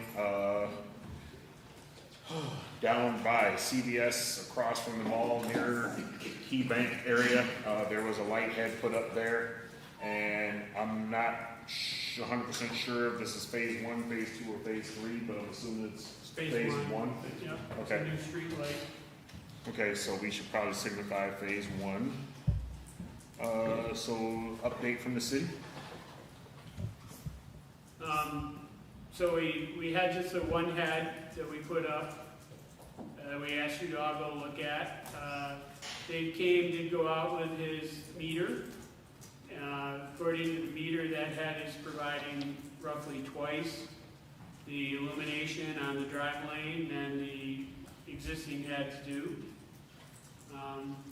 And with the other heads around it, it does sort of stick out like a sore thumb. But so I guess you have to use your imagination if you had a whole street of them. And we're just looking for feedback from anyone who did go out and view it in the nighttime hours when it's dark out, and try to make a decision about whether we go forward with that. You know, it's the estimate we have, I think, 84 heads. They're going to be around $1,000 a piece, so it's something we do have to put out to formal bids to purchase those heads. We are anticipating installing them ourselves, but just from conversations I've had, I know not everyone is on board with these heads, and there are some questions that developed. So I'm looking for any feedback from the council. All right, Damien? I was just gonna ask, can that, I know you said you got one head to put on there, but can that head, does it come in powder coated? Or does? Oh, yeah, the color, One of the biggest questions was the color, because it's, the color can be adjusted to match better to the existing poles. You know, that's just a demonstration. okay, so that was one question, and then two, you just said that was phase one, but you also talked about how it is casting some light back onto the sidewalk, which would kind of maybe solve phase two as well. In my observation of it, it does look like it is adding more light to the sidewalk than the existing heads. And that's where they tilted up at a slight angle, casting out towards the road a bit more too, correct? Right, yeah, if you look at it in the daylight, you can tell clearly it's tipped up about 15 degrees, aiming out onto the road. I didn't have my protractor that day, but I just knew. Yeah, it's just kind of, I only know that number because I saw the cut sheet. Did you have one shoe on or two? No. All right, Carrie? So I did go out and look at it, and I asked several of my constituents to look at it. They did have a complaint about the color of the silver. They prefer it to match the light. One person asked, could that same bulb be put in the existing fixtures to make it brighter? Probably not, given the age of the existing picture. So I'm in favor of that, and I thought it did cast quite a bit more light. McCall? So I thank you because we asked for this and you've given us this phase 1, 2, and 3. So the one thing I would ask is that whatever light we get, in case we do need the pedestrian light, we would like something that would match so that they would coordinate, right? So if we get the head and the powder coating, if we do determine that the pedestrian lighting is needed, is there a corresponding light head for that? Does that make sense? Yep. We would have to ask the vendors that. Yeah, because we would want to make sure they match. Okay, so I asked the same question. From what I understood, the vendor of that particular pole went out of business. Isn't that what No, the vendor of the pole that was originally to be installed on the North Union Street project went out of business. So then they had to go to a secondary vendor in 2014, which is the poles that we have. And then we will have to probably end up with some custom manufacturer to build the pedestrian arms that will bolt onto these existing poles. And then, interesting question about getting the pedestrian head to match the street light. Yeah. And then lastly, we had also discussed about taking those existing heads, the ones that were worth salvaging, to be able to utilize them, like down at Bradshaw Park and some others. Right. Okay, just want to make sure that's so. Just just so you guys are aware, with the current setup of that one streetlight head, what they're saying is that sufficiently illuminates the sidewalk. Right. So we would be able to eliminate the phase 2 aspect and not even Ideally. bother with that. Ideally, yes. I guess I would like to investigate that a little further. Yeah. I don't know that it sufficiently illuminates it, but it does add more light to the sidewalk than the existing light has. And then I can speak to this to a certain extent. You're talking about LEDs, we're not talking about bulbs. It's the whole head. No bulbs are getting replaced. It's an entire head. I'm not in agreement with the $1,000 price tag on heads. I do run the warehouse for National Grid. That is outrageous. But when it comes to the lighting itself, we need to be mindful that if we were to put lighting on the sidewalks, one of the biggest complaints that we get from LED install is how bright they are. Our smallest light is very bright. So when we install the big conversion around town, a lot of the residents that had that light on the corner now have a bright light shining in their bedroom window, and they complain there's shields you can put up. But if we go through this and it does come back that we do need a phase 2, and then we fabricate some arm, install it, and then put lighting in, we are now putting more light into the bedrooms and living rooms of these residents that live above the business district. So that's something we'll need to consider and make sure that we don't prime that, because you will have people that are complaining come back and say, hey, turn that light off. And then that was wasted dollars. So that was the only thing I wanted to touch on. But I did see the light in town. I thought it was sufficient. Nitpick, yeah, we can go with a color that's more in tune with the pole itself. But I mean, to me, as long as the light is there, I'm good. And if the cost doesn't elevate, I would say, if there's a significant increase to get something in color versus the chrome, then, I mean, I guess that's a conversation for the council from that point. Any other questions or comments on this one? So where are you looking to go from there? I know. Yes. John, yes, I'm sorry. Yeah, I guess I'll just play devil's advocate. I think it's too bright. So I'm gonna be the opposite. I never had one complaint in 10 years about North Union Street and how dark it is during the night. I know there are some, people of upper age that believe it's really dark, but that's what nighttime is. And I thought that decorative lighting was going to help to brighten things up a little bit. So that was, I think, but you're not gonna make everybody happy.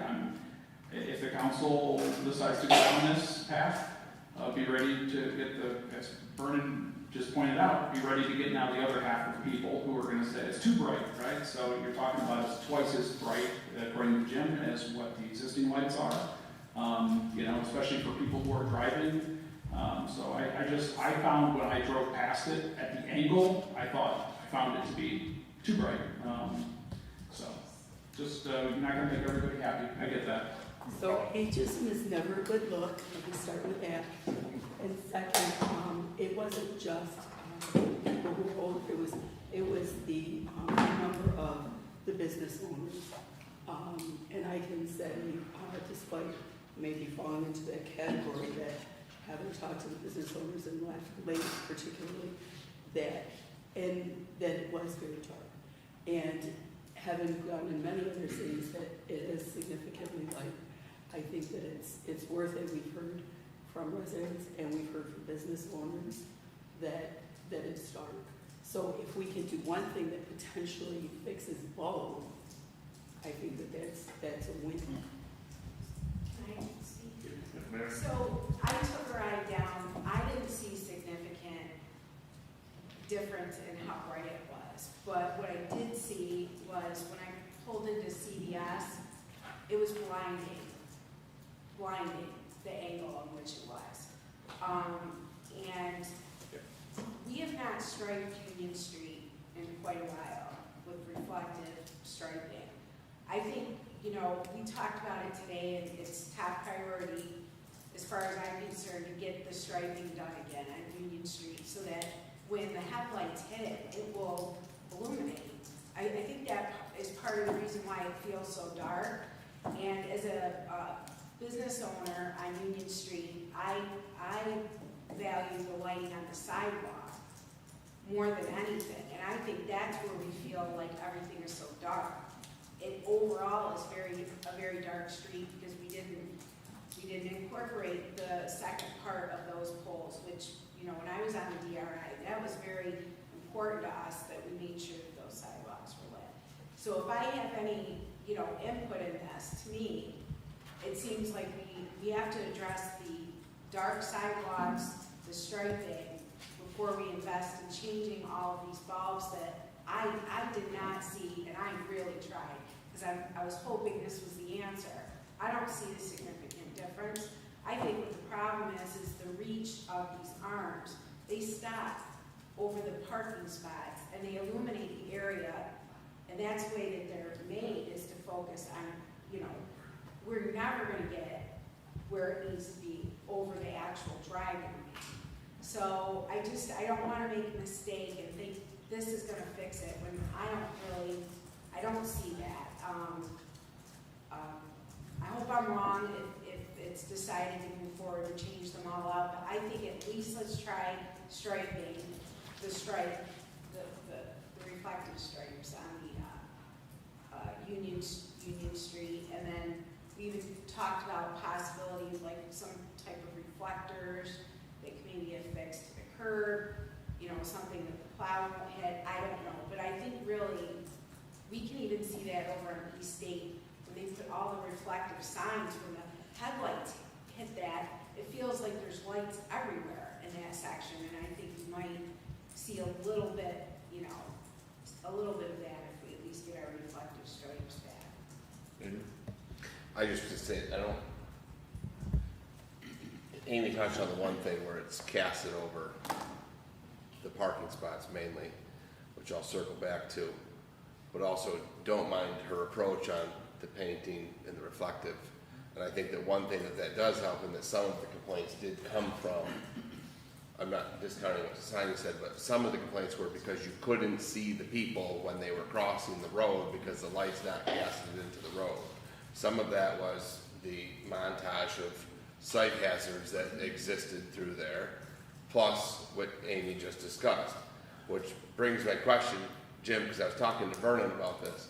There are two light poles right here on the east and west side of this road, North Union, right here, the first two light poles.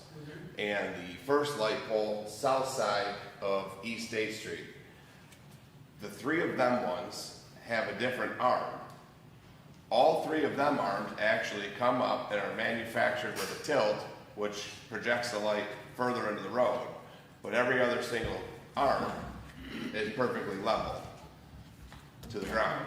I noticed that too. So I'm wondering is if you don't want to illuminate that, you actually kind of look at phase two would be figuring out how that happened with your protractor and see if you can get that pitch, which would cast it, and then you could skip that, not expend that money, go to phase two with something that maybe fits the decorative scheme that John's talking about, like those different panhead ones or something nice looking, not an LED stadium light over the sidewalk, and then maybe that conquers it for less money. Okay. Some of those lights down by Pizza Hut are pitched to. I've noticed some of that. But like I said, if you want close by, it's literally just look out that window right there. Both on this side and this side of these two corners and the southeast corner of that circle.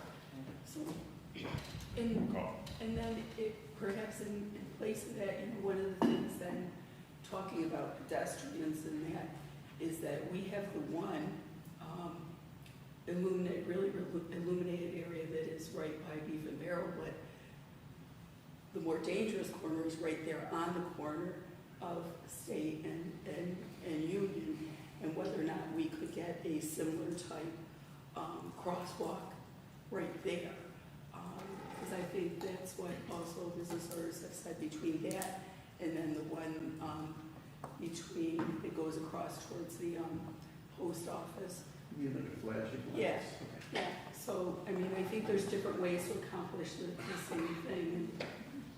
In Vernon, the functionality, Jim, on those, you brought crosswalks, where there's crosswalks, they're supposed to be motion activated median lights, and I don't think several of them actually work. They were designed so when somebody steps into the median in that crosswalk, it's supposed to illuminate them. Is it by motion or is it by placing your hand over the button? In the median, it's motion activated. Yeah. When you walk in, it's supposed to pick you up coming through the crosswalk, illuminating you in that, and then when you go out, then it's on a timer, it's supposed to go off. Because I've never had that work that way. As always, I had to put my hand on the, yeah. on the button. We're talking about different poles. The one by Beacon Barrel. In the median? When you're talking about the flashing beacon. You're talking about the flashing beacon. I'm talking about in the median, next to each crosswalk, there's a single pole with a light on that's motion activated, that's supposed to illuminate you in that pedestrian median. It may be low boom. That's what I'm talking about. It's not, they're not coming on. It may be a low boom LED. Yeah, I know what you're talking about now. Yeah, sorry. Okay. Okay, so So it I sounds guess, like I have homework to do. so 2 weeks, Probably 4. 4 weeks? Okay, Tiffany, can you put this back on after a month, please? All right, now that we're gonna have everyone in Olean driving down the street looking at streetlight heads. We're gonna move to the school zone, one-way Reed Street and road striping. Matt, I think that's the 7th Street section there. And it's, so, I did not make out a word you said. so it's that whole area, we've actually had that conversation, multiple times, 4th Street, wanted to move in, then, Director Sprague said, let's instead look at the whole area, and then, we had, Jeff Adriano had reached out, and then the mayor just said something to him, so basically, we're talking about that whole area to include both the middle school now and the high school, because it started with 4th Street saying, can we move this and strike that, and instead it's like, and then John mentioned down by 7th Street and the issues there, so I think it's become much broader. So instead of discussing tonight, I mean, there's, seems like there's gonna be a meeting coming up between the city and the school district, so we wanna Correct. postpone and wait for, feedback from that meeting, so we'll wait at least a month? Okay, so Tiffany, we wanna put this back on after a month too, please. So moving on to new referrals, we have PL 43-26 to enact another local law establishing an administrative civil penalty system and daily fee schedule for property maintenance and building code violations. And again, that paper was given to us last week. I think those were both given to us inadvertently last week. So, last Tuesday. So, if you have it, if not, if you want to see my copy. So, Thanks. So with that, Mayor? So, just as we described, this is an attempt to, sort of give our codes teeth. We've often talked about that without going through the court system. It's a public safety board is what I'm proposing, appointing basically to have the ability for people to be able to arbitrate any of the fees that they are going to incur for not complying with our codes. All right. Any questions on this? So arbitrate every single fee? Well, if someone wanted to arbitrate what they're being charged, we would be able to have a board assigned for that purpose instead of, them not having an opportunity to, legally arbitrate any fees that they incur. Actually, isn't there an appeals process through the fire chief? Yes, there is an appeals process if you receive any sort of code enforcement, ticket, or, you don't clean up the garbage, we do it, you receive the bill. Right now it goes to the fire chief. Until the end of last year, those were heard by a single person who made that decision. And we want to look for a board to do that rather than put that entire power in one person's hands. And that changed last year, though. The charter states that it's done by the fire chief. How that was changed. The fire chief board is designated. Okay. So it's still one person, so Ward did it right instead of you, Eric.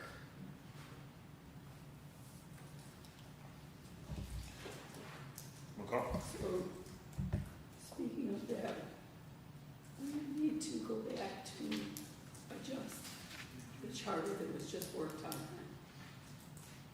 So, from what I recall, if that particular charter passes, that is good. Any changes moving forward, we would have to make. So if that's something that we're gonna do, we can still do it now and get those changes made, and then that will be a part of the new part as it moves forward, so. I don't want to get lost when we're doing these things that we have to incorporate. Yep. Yep. All right, so are there any other questions on this particular one? So I take it this one's gotta get published?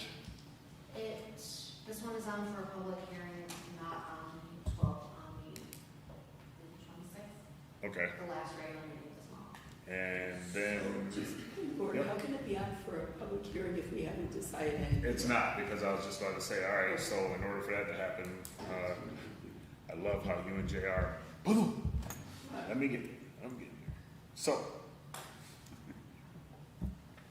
any other questions? Well, just, Vernon, she's commenting because her statement was, it's on for public hearing. Yeah, I mean, She was responding to the statement made. It's tentatively on for public Considering hearing. if That it was- passes. That's the assumption that I I made. heard it was on for, my Yeah, question was, just operate on how is it that. on for if we haven't decided? Yeah. So, anything else on this local law? Any other questions for the city or the changes that are? Amy? And I apologize, I didn't know Ryan was still behind me, so of course this would be the person that could answer those questions for you, but, it's pretty self-explanatory, I believe. It's basically, we can't have a housing court because we don't have the population. So Long Island has started to do what they're referred to as adjudication boards. That's how the board came about. I've taken Long Island's, there's about 7 or 8 towns in Long Island that have started doing this. It's a way to get it out and around the housing court since we don't have the population over 300,000.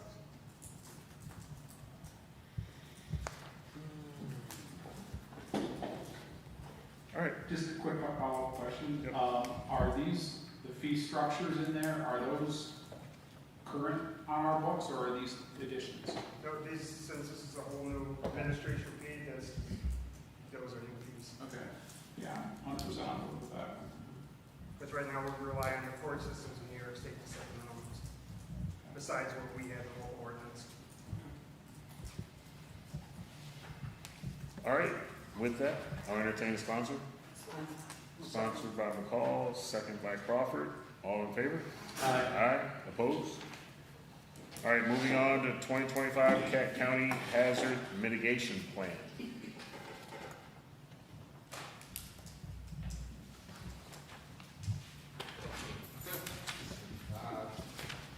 So, Cataraqui County updates their hazard mitigation plan, I think every 5 years maybe. They have a consulting agency do it. It encompasses all of the communities within the county. There's a lot of back and forth feedback. They rely on a lot of information from DPW and the fire department, and then also a little bit from the police department. They have basically finalized it, and then each municipality has to pass a resolution to be a part of it. We need to see it.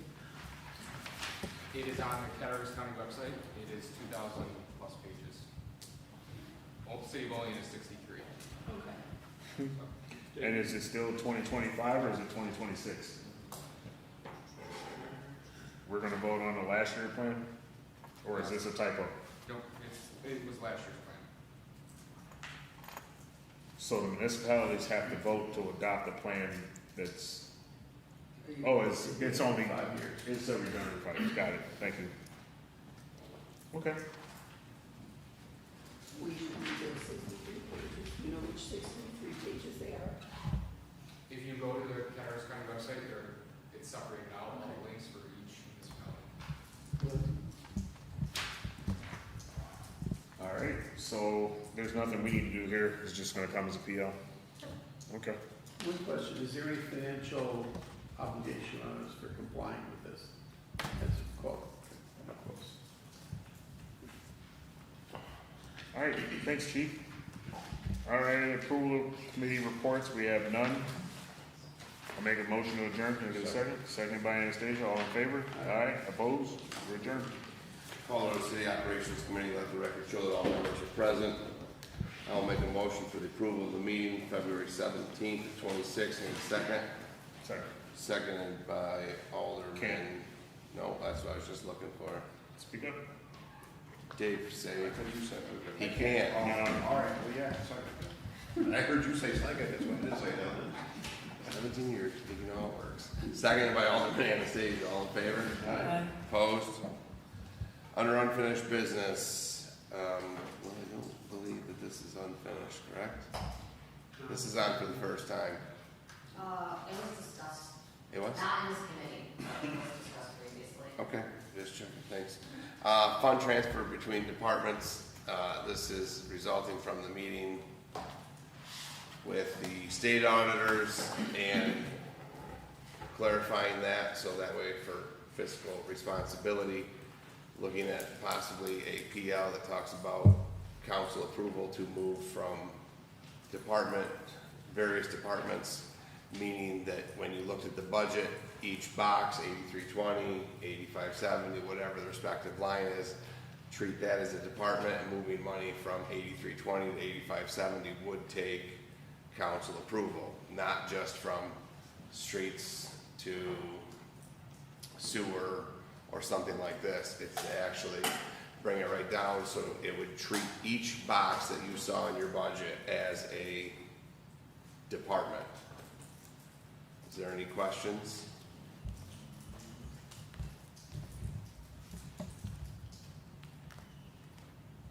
Are you looking for something, Vern? I was looking for my copy of the budget, so I just wanted to make sure that we were just looking at, I mean, you already mentioned it, I don't wanna make up numbers, let's just say if 100 was, clerk's department and 200 was fire, we wanna restrict it to where they can't go between those two. But if it was 100.1 or 0.2, 0.3, they can move within.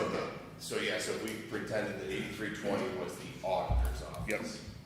And then you have the 100 line, and the 102 line, and the 103 line, well, the 100 lines are actually bad examples, because they Yeah. So, sorry, let's go down a little bit more. We're just making up numbers. 435 to 576, but in that box, Yep. they can move that within that box, let's call it, or a department.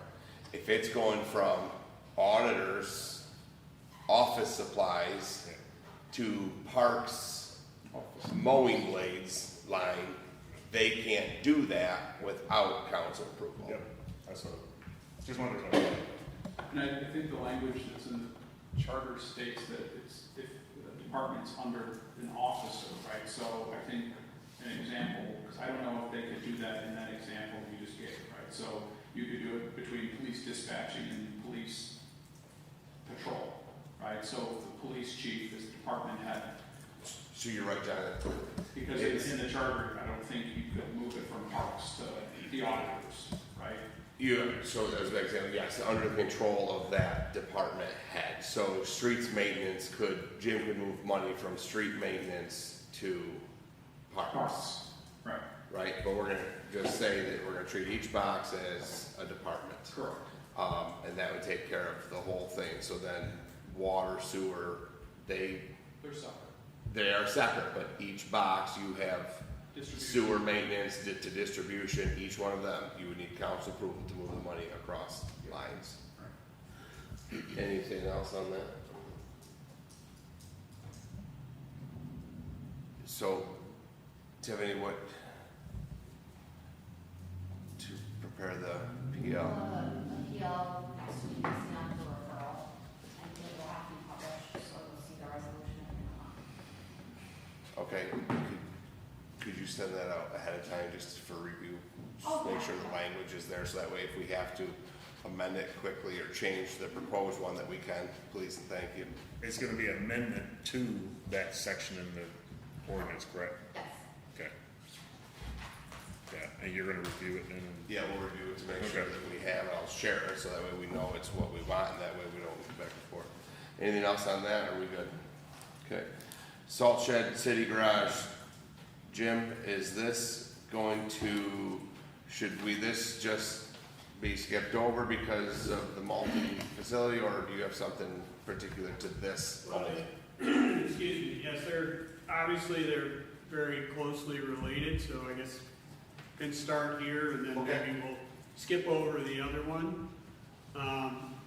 I do have I wouldn't even call them preliminary, they're essentially final plans from the design consultant. And I got verbally a engineer's construction cost estimate, which is around $200,000. Oh, that's right, that was to replace the salt shed, correct? That's to replace the salt shed. I have not done anything more with that, pending the budget. I don't, based on all the budget discussions, I didn't hear any place where $200,000 was gonna fit in that budget. So I think then, at the risk of getting out of order here, going back to the multi-facility review by a design consultant, unfortunately I have to report that on that RFP I haven't really made any progress. But I think that's where we should put our emphasis, is do the multi-facility review before we think about where do we spend $200,000 on a salt shed. I don't disagree, was that to replace the current shed? Was there anything that could be done to at least stabilize it, to remove the safety hazards? We believe, or the staff at City Garage believes there is something that can be done. But before we can do that, or to determine what that needs to be, the proposal from the staff is that this summer we have to empty it completely. And they were very judicious about how much salt they ordered at the end of the snow fighting season to make the reserve that's on hand as minimal as possible. And they're proposing that we empty it, we peel the plywood off it, and really see what's going on, and then make some repairs to return it so that it's a safe structure. Because I think the reality is, even if we initiate the process to go find a new DPW site and all of that, probably 5 years before we're building a new salt shed anywhere else. So how long would it take for you to have that plan, so we can put this back on for review of the plan?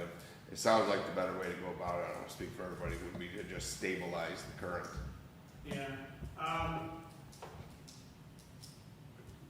Crews are frankly all booked at this point, but, so I'm gonna say you're probably looking at a couple of months before we can accomplish all that work and, have to check some details and whatnot and put something together in writing for you. So Vernon, go ahead. I was just gonna say, I thought the original ask when we brought this topic back up was to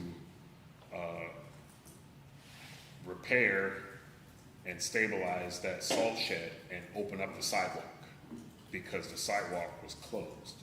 I don't know if it's open now because I haven't frequented the area in a while, but I recall that being the original ask, was to stabilize that area and get the sidewalk open, and on top of that, come up with another solution, which we have now, salt shed, $200,000. Right, But we'll have to get to that. So Jim, is there a way though to assess and come up with a plan without removing all of the skin of the shed? Because if you just remove all the skin of the shed, then we're kind of painted into a I corner. think we can just work on the inside.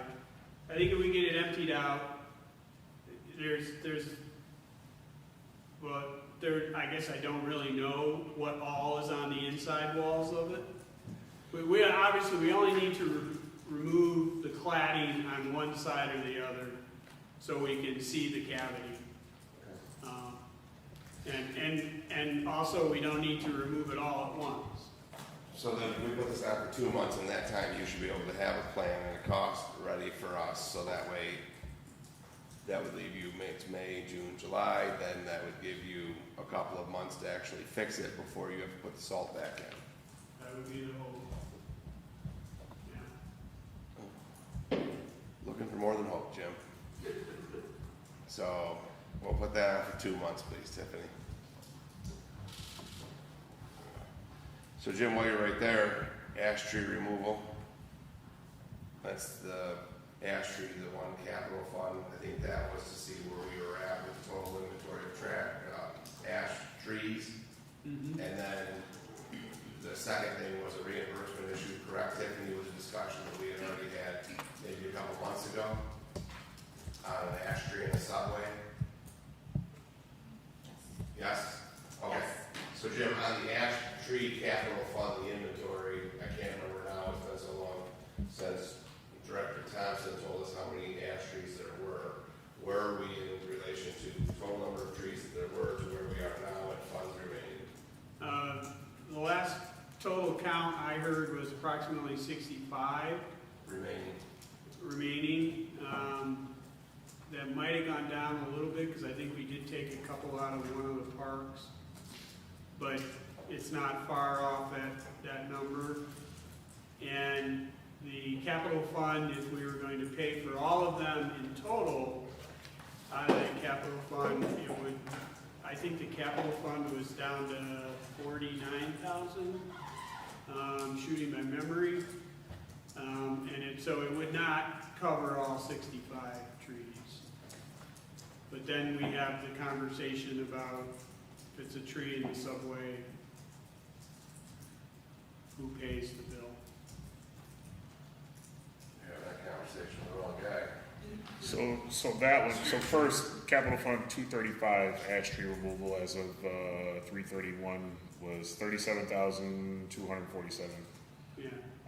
As far as the reimbursement issue, that was something that I asked for during the meeting, but I remember responding to Lynn's in an email just to keep it in-house. But there was a resident that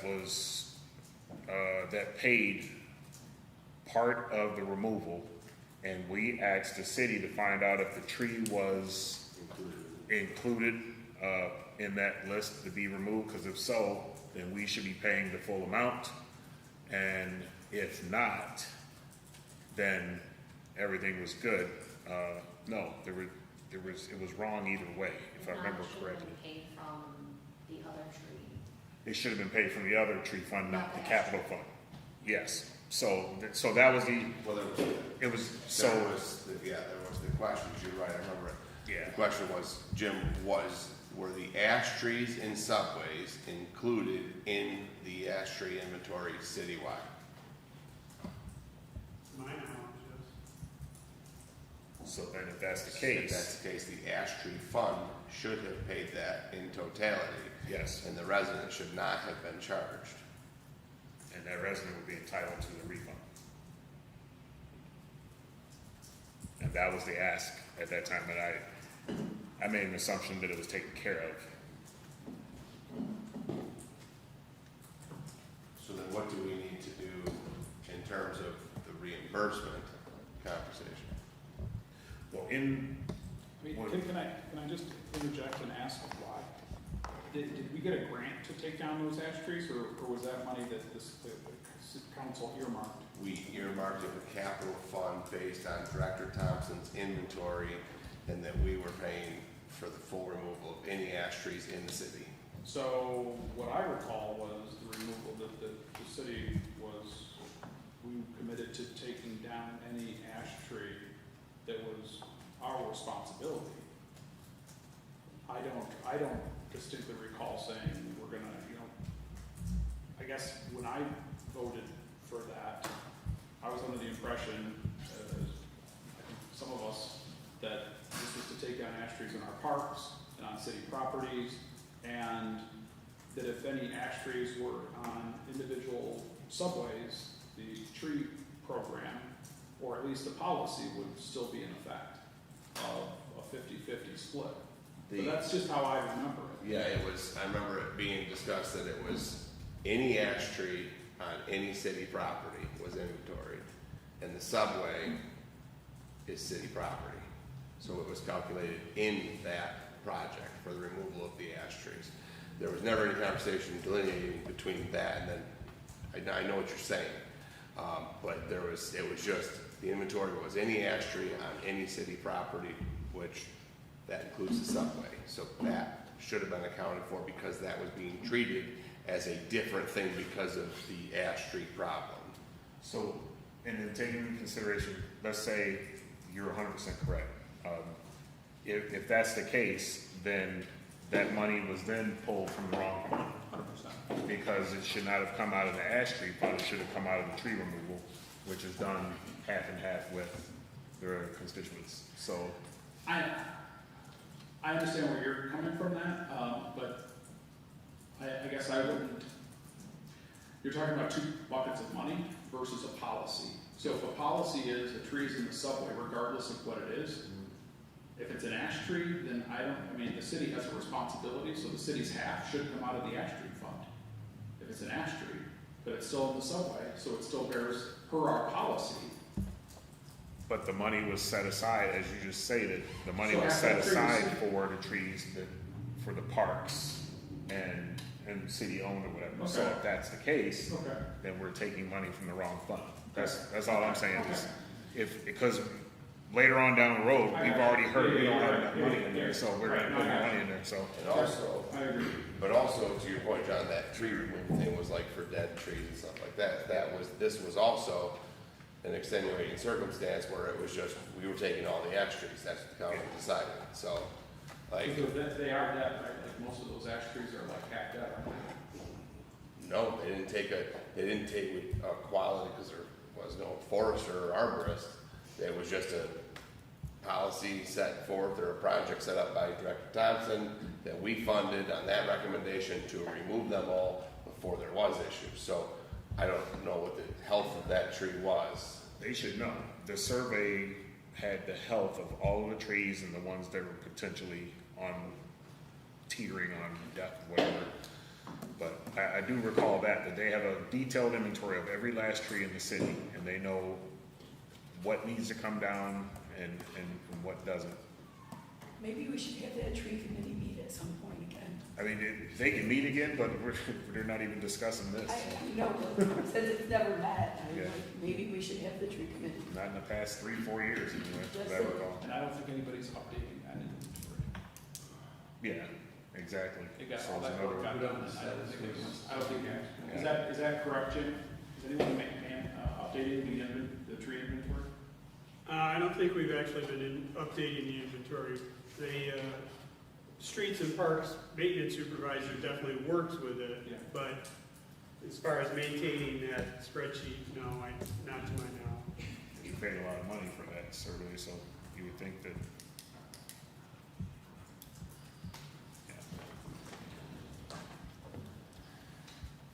So how much more money is it going to take to remove the rest of the ash trees?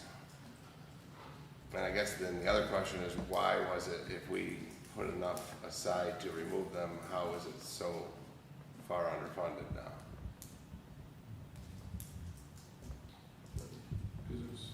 Maybe it was. When was Thompson here? Yeah, it's just that inflation. Sit on your ass and not doing so the cost goes up. Who said that? I did. I will have to check into that and get back to you. Off the top of my head, I wouldn't want to hazard a guess on that. So Vernon, what do you want with the reimbursement issue, if you added that? I mean, the reimbursement, I just want it fixed. If it belongs to the constituent, give it back to the constituent. If it's just a matter of it was taken out of the wrong fund, then move it back to which one is it? Tree pruning and removal, 185. Move, whatever the funding was, it was in the summary of that particular one. It listed the summary when we covered all of those capital funds. So if that amount, in fact, belongs in the other, then do the reversal, fix it. That's all I'm asking. So Nothing. if it was a dead tree that should have been removed, Yes. right, then it's dead. Yeah, and it just so happened to be an ash tree. Yes, So, yes, that's the 50. so if that's the case, I mean, because if the city's gonna come back to the council for more money for ash trees, will help get our money back out of the other capital fund, put it in the right one, and that's, what, $3,000, $4,000, $5,000 that we don't have to worry about. Do you remember the reason given why the tree was removed in Subway that you're talking I about? don't recall, but I think the details were on that sheet there. I can't remember. Timmy, can we just put the reimbursement part on for 2 weeks? Can you find that on the old stuff for Jim as to why that tree was taken down? That was the ask in the first place. So in 2 weeks, why the tree was removed, the reason why. And then we'll take it from there. Do you have an answer? No, you guys should have that info. Probably in an email somewhere.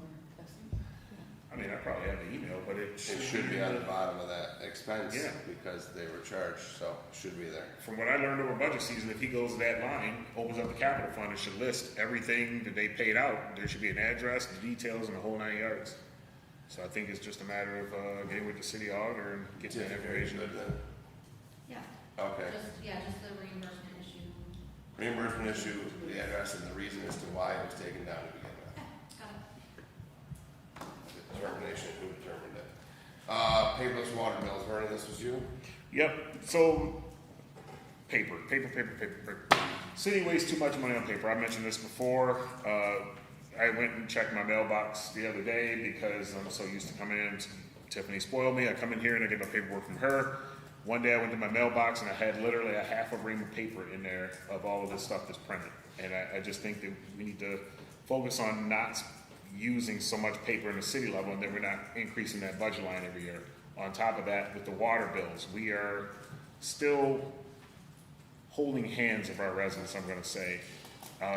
There's a lot of people that prefer a paper bill, I get it, but there is a lot of people who prefer not to get this stuff. I personally prefer not to get any hard copies of anything. I sign up for electronic billing on purpose. So my thought process was that we, the city, move to do paperless across the board and then have residents sign up to receive a paper bill and just go the opposite way. Instead of having all this money committed, we say it the other way. If you want this copy here, here's your copy.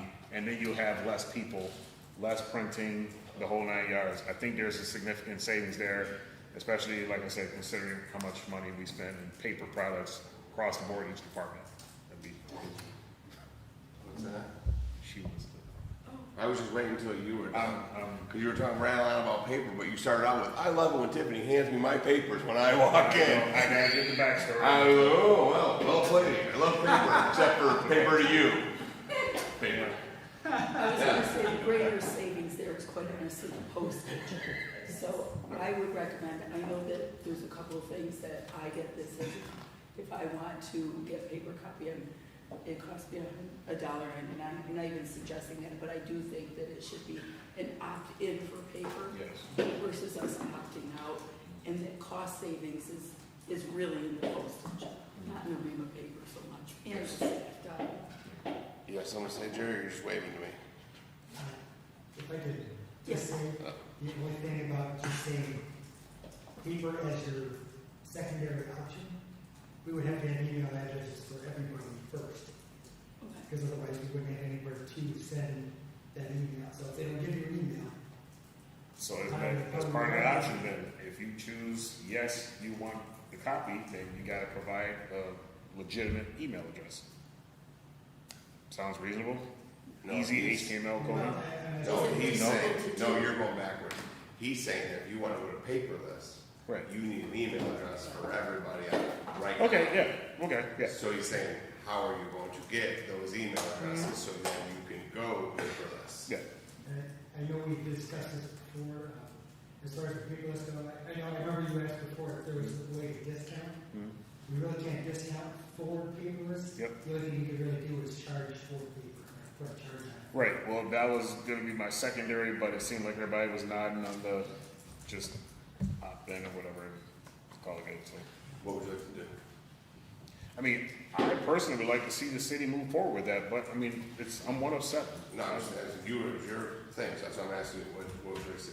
I mean, I guess Jerry brings up a good point, is how do you get the email addresses for everybody? I mean, if people want that paper copy, they're gonna have to submit an email address, and the city would have to find a way of. No. They don't have to submit an email address, In order to, I'm sorry, two things going on. One, sugar is getting low.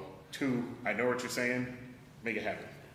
I'm not sure if you could deny it or I why. think you're better play. You can't deny a water bill copy. I mean, again, that's something. Vernon, I think your better play is to charge for the I paper, is what you're charge saying. it out, I mean, you could the cost of the state. And then on the bill say to And opt people out, opt provide your email address. Vernon, I think that's the Yes. better play. Charge $1.50 Right. for the paper bill, or $2. I mean, community bank, I think, charges me $2 for a paper bank statement. I mean, it works for me. So charge it, and then you can, then you're encouraging them to do it, so. Amy, do you need to look into that? Yeah, Works for me. yes. And then I know I'm not a chair, but I want to get your opinion. 1 month, 2 months? Well, I mean, what is it that we're looking for? We're looking for actually how we make that happen, so that they get the bill, that they understand it, that So- they're moving forward, have to, if they want to continue to get paper copies, they have to pay $2. And then from there on, with all the people that are getting bills right now. Okay. So in It the, really needs so to be. over the course of a period of time to communicate that there is an upcoming charge, Yeah, let's say however long your process is, yeah. that you determine and lay out a plan to put out a charge for all paper bills Okay. and the process for that. So I would think, I think, you know, as a courtesy, probably 2 months before we actually start. So, you know, for 2 months, we have on the water bill, you know, you have to make a decision. So do you think that you could have your plan in place within a month of how you're going to do it? What do you think, Jerry? That's just how you're gonna do it, Jerry, just the how. I mean, doing it isn't an issue. It's like we have the tech fee for the online Yeah, consumption and stuff like that. It's a matter of just adding that fee on and then just pushing the fact that, you know, we can do backers on the bills and say, this is coming. If you don't want it, sign up now kind of thing. And we can do a little bit more than that. Well, it's So- educating how much logistics it are costs. Let them know. So they're Tiffany, saving money. can we put this on for 1 month and then you guys can lay out your plan in that time? That would be June, that would give you July and August and even September, possibly 3 months of courtesy to then start it. Yeah, we have a, Is that fair, Vernon? yes, Oh, yeah. we have another, like, change to when we are going to be switching to passing the fees on to the customers for using a credit card. So there's several things, maybe we'll collaborate, try to pull this all together. Okay, so in a month, then we'll review that and move forward with that. Yeah. Okay, thanks. J.R., I just like to mention, what about the people that, I mean, not everybody has a computer. So what about the people that are on fixed incomes, that are old, that don't have computers? Now You're not allowed to say that. Now you're gonna say, you're gonna charge them $2 for a 2-cent piece of paper that you can buy a ream probably at Staples, or how much is a ream of paper? Like, $45. So I will say, I work with 84-year-old people all the time that order from Amazon, pay their bills and everything else. well, good for you, but I know a lot of people that don't have computers, so But maybe they you have consider yourself smartphones. blessed if you work with They people have that are. smartphones. Almost everybody has a smartphone, They can have. you know, So for- or have their grandchild set it up. I For mean, right now, though, it's literally just, it's a discussion item. She's gonna come up with a plan and then we can have that conversation. Then, Dave, your point's well taken, and we can move from there. Vernon? I just wanted to add in, to Dave's comment. Last I recall, someone mentioning that, I think it was mentioned that a lot of people in that age group that you're referring to all have some type of assistance in the home. So therefore, they have a means. It's not like they don't. And you gotta also remember, we're a community of what, 10-8, you're excluding the rest of America that has already moved on to this type of thing here. So no one's being left behind or excluded. A lot of these family members that fall in this category aren't necessarily paying their own bills. Someone is helping them with it and providing them assistance and so forth. So I can speak for my neighbor, or not my neighbor, my aunt, who's 84 years old, lives by herself, doesn't have a computer, doesn't have a smartphone. She has a old flip phone. And that's one example that I know for sure, 100%. She's 84 years old, lives by herself, still able to, but there's no way in hell she would be able to pay. So right now, got her nephew. actually, Dave, right now, like it's really just, it's coming in for a month. You can discuss that at that point. I just want to be transparent with the public, and I hope the time that Olean Star and 10-0 picking up on this. Okay, well, that's good. So Moving they can on, residents under know. Front Street and Seneca Avenue repaving, new referrals for consideration. Jim, so, well, this is on there for a couple reasons. And then for me, I know that I'll have an update for you guys on the railroad stuff at the next one. I did forget to put it on there. But when we met, Amy, and Carrie, there was conversation about Front Street and Seneca and the need for repaving it. And then it was stated at that time that both streets were on for repaving this year. And then very recently, a notice went on to the city's Facebook page advising everybody about congestions along Front Street and Seneca for hot patching effective March 4th and 5th. And I remember I called Amy and I said, hey, why are we gonna hot patch something that then we're gonna mill and resurface? That didn't make much sense. She said, I agree, I'm gonna paraphrase. She said, I agree with you, let me look into that. She then called, which she told me was the streets foreman, that it's okay that would make a good base.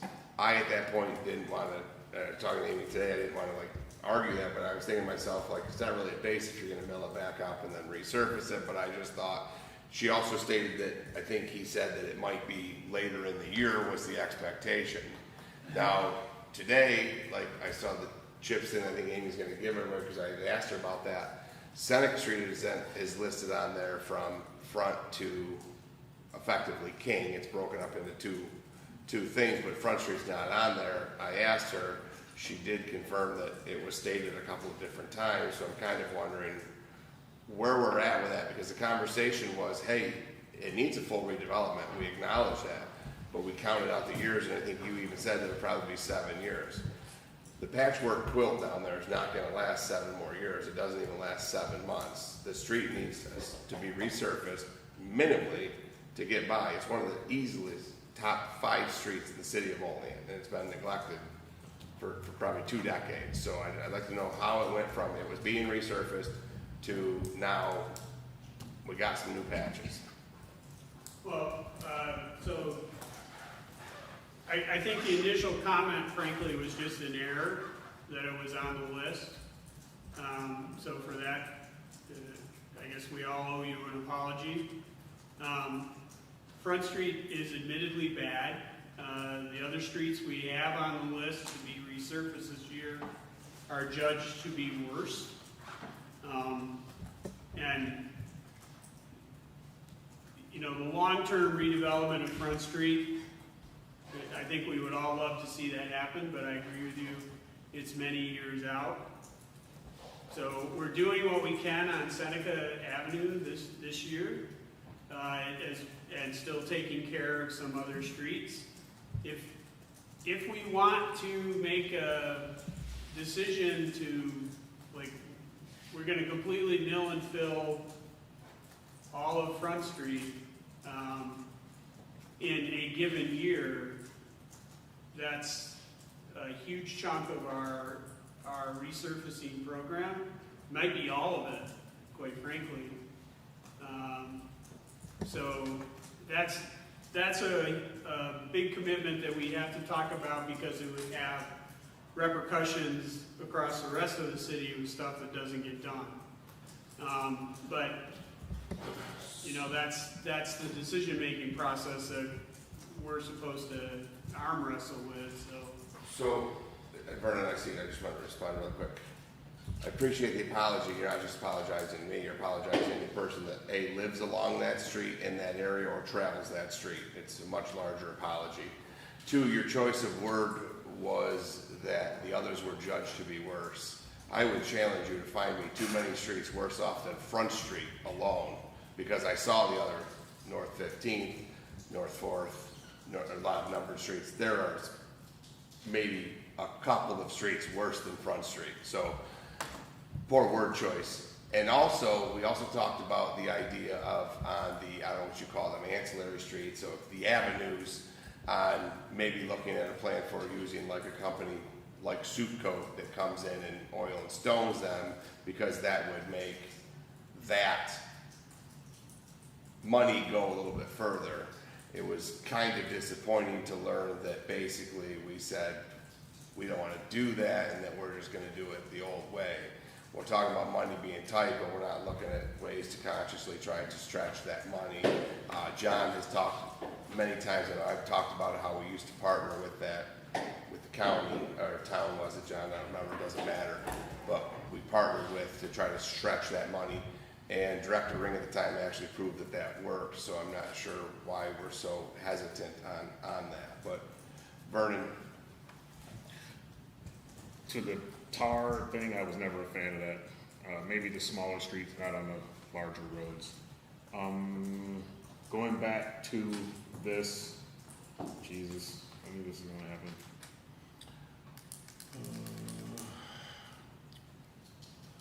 We received a document that explained how the roads are inspected, graded, and so forth.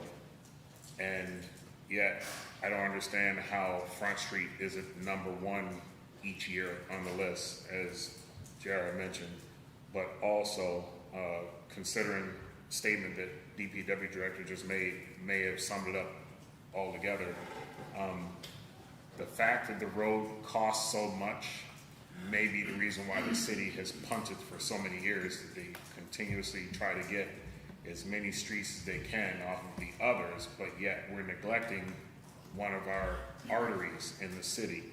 And I think that needs to be corrected. So one of these budget years, we're gonna have to essentially dedicate all of that money to that road and get it done, and then put the other roads off to the wayside at least for a year, because it's getting to a point now where, I mean, I drive a luxury SUV and I feel like I'm driving a Bronco or some big truck with off-road tires when I drive down Front Street, even with the patchwork that's done. The road is ridiculously bad. And yes, I agree. I would challenge to see any road that's worse than that one. So that's all. So, Jim, and Vernon, really quick, your point is, one, the oil and stone was for small, untraveled, like to stretch that further. Nothing of major, no Wayne, no East State. It was avenues, warded, side streets. I don't know what they're technically called. So to your other thing, Director Sprague actually last year, finally after years of asking, did give an explanation where he said that the idea was to keep them before they get to like Front Street is. However, Front Street's been punted so many damn times that you just need to do something, because as you said, it's gonna be, you yourself said, it's gonna be 7 years if you start planning now. We punted it and nobody's done a damn thing. Kind of like the pool conversation. It keeps getting punted and the cost goes up. It's not going to make it those 7 years. I get why you've done it in the past, but not you, but it's been done and nothing's ever happened with it. Now you just need to bite it off and you need to resurface it. It's a huge traveled street. So I'm sorry, John, can I go to Sonia first? So, Jordan, what I would say is, we had asked for an explanation as to why certain streets, because our residents had asked, why certain streets were paved and others weren't. What we were given was a document that was about 36 inches by 24 inches without an explanation. We were promised, this predates everyone sitting over, well, not you two, right? But it predates the mayor and director, right? And that's what we were given. We were not given it was going to be, we were gonna get this, here's how we come up with a grading system, so that when people asked us that we would have a rudimentary understanding. But that 36-inch by 24-inch piece of paper that was meant to deter us, I think, didn't give us the information that we truly needed to be able to say, why is Second Street paved but Front Street is not? John? Yeah, I don't envy what you have to deal with. You're stretching CHIPS money that doesn't go up or increase exorbitantly. All of the costs have gone up significantly. And I know that a number of us have talked about internally, we've received extra funds from New York State this year, but really, I struggle with motioning to or supporting to spend something like that on depreciating roads. I mean, the second you pave them, they start falling apart again. With that being said, though, I think I also would be willing to forego paving of streets in my own ward that are like North 15th, or that's not my ward, so yeah, you cannot pave that one, that's in his ward. Yeah. So that's fine, take that off the list. But what I'm saying is, I think it's important for a city to maintain the 5 major roads in our community that thousands of people travel every single day versus 100 people that go down North 15th Street. Nothing to say that it shouldn't get done, but next year, right? Or if the idea is next year we're committing all of our CHIPS money to redoing Front Street, right? And just bump things back. These main arteries into and around our city need to be maintained a heck of a lot better. I also think of the underpass on Buffalo Street. Again, why that isn't mill and paved, and we just keep patching that up. And the previous administration, there was this fight, well, New York State owned it, do we own it, blah, blah, blah. Like, just get it done, right? Because it makes us look terrible when people come in and out of our city, whether it's on Front Street or on Buffalo Street like that. So I, for one, would just be in favor of, yeah, okay, then get a quote to redo mill and pave Front Street. And if it means taking a year's worth of CHIPS funding to do it, I'm willing to sacrifice this couple streets that, the side streets, the residential neighborhood that gets done in my ward for a year. Ward 5 is almost all done. Ward 5 been on that cycle. Best streets in the city, Ward 5, folks. No, thank you, John. Anything else on this? So, Jim, can you get to see what that would cost? And then versus what would have to come off to do that? Yep. Do we have access to the list of what's programmed already for this year, to see what you're planning to do? Yeah, we actually just finished that, so we can make it available to Thank you. And then how long can you have that? It's just it's done by square footage or calculated that way, correct? On that? Yeah. We would probably have that fast enough to just communicate it to you by email shortly.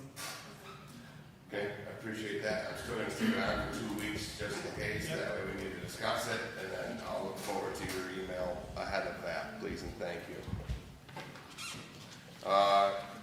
Nothing else on that. No committee reports. I'll make a motion for adjournment. Give a second. Second. All in favor? Aye. Opposed? Okay. You adjourned, Yep, we're good. Thanks, Jim. call to order strategic planning for Tuesday, May 5th, 2026. Let the record show that all aldermen are present. I'll make a motion to approve the minutes of the previous committee meeting held Tuesday, January 20th, 2026. Seconded by Alderman Benyon. All in favor? Aye. Opposed? Motion carried. Unfinished business. I appreciate, Director Sprague and I put together a presentation, so we've got about a 45-minute presentation here. See you later. I hope you guys are good. You got that presentation, Director Sprague? I left that on my laptop. All right, so we talked about, and Director Sprague's already addressed it. Multi-facility needs assessment, something we've discussed ad nauseum, the ongoing needs of our, infrastructure and our facilities here. So, Director Sprague, what are your thoughts? Will you be putting together an RFP to get a consultant on this? Or? I will. Right now, most recently we published the RFP for the Bartlett House roof, so check one off the box, or one off the list. Right now I'm working on RFP for engineering services, which is under our engineering planning grant, which is work underneath our order on consent with the DEC for the sanitary sewer. Hopefully that's, I guess today's Tuesday, I don't know if that gets out the door by Friday or not. I think this is the next RFP I have on my list. So hopefully I will at least have it started in the next 2 weeks, but I can't guarantee you. But the idea there is to have someone come in and really just give a general assessment of all of our facilities, is that? Yeah. And what those immediate needs are, and to get an idea of cost, because a lot of times to pursue grants, you need to have some ideas of what you need, right? So. Yeah, we need a design professional to look at all of our major facilities so we can get the 20,000 foot level, what our outstanding obligations are across the city of facilities. Alderman. Just on that with the city garage and stuff like that, there was the other question too about potential partnerships with other municipalities. I think that you were going to investigate. Have you made any headway with that? I haven't. I think that'll be part of this work. Well, it would be in parallel with this work. I wouldn't have the consultant do that. But I think that's the sort of thing, consultant looks at city garage and says, gotta have a new one, then we call all our neighbors and see where they're at. Okay. We'll throw this on for just as a follow-up, maybe 2 months from now. That'd be great. Okay. Anything else? New referrals? None. New reports? None. I'll make a motion to adjourn. Second by Olean. All in favor? Aye. Opposed? Motion carried. 2 months, yeah.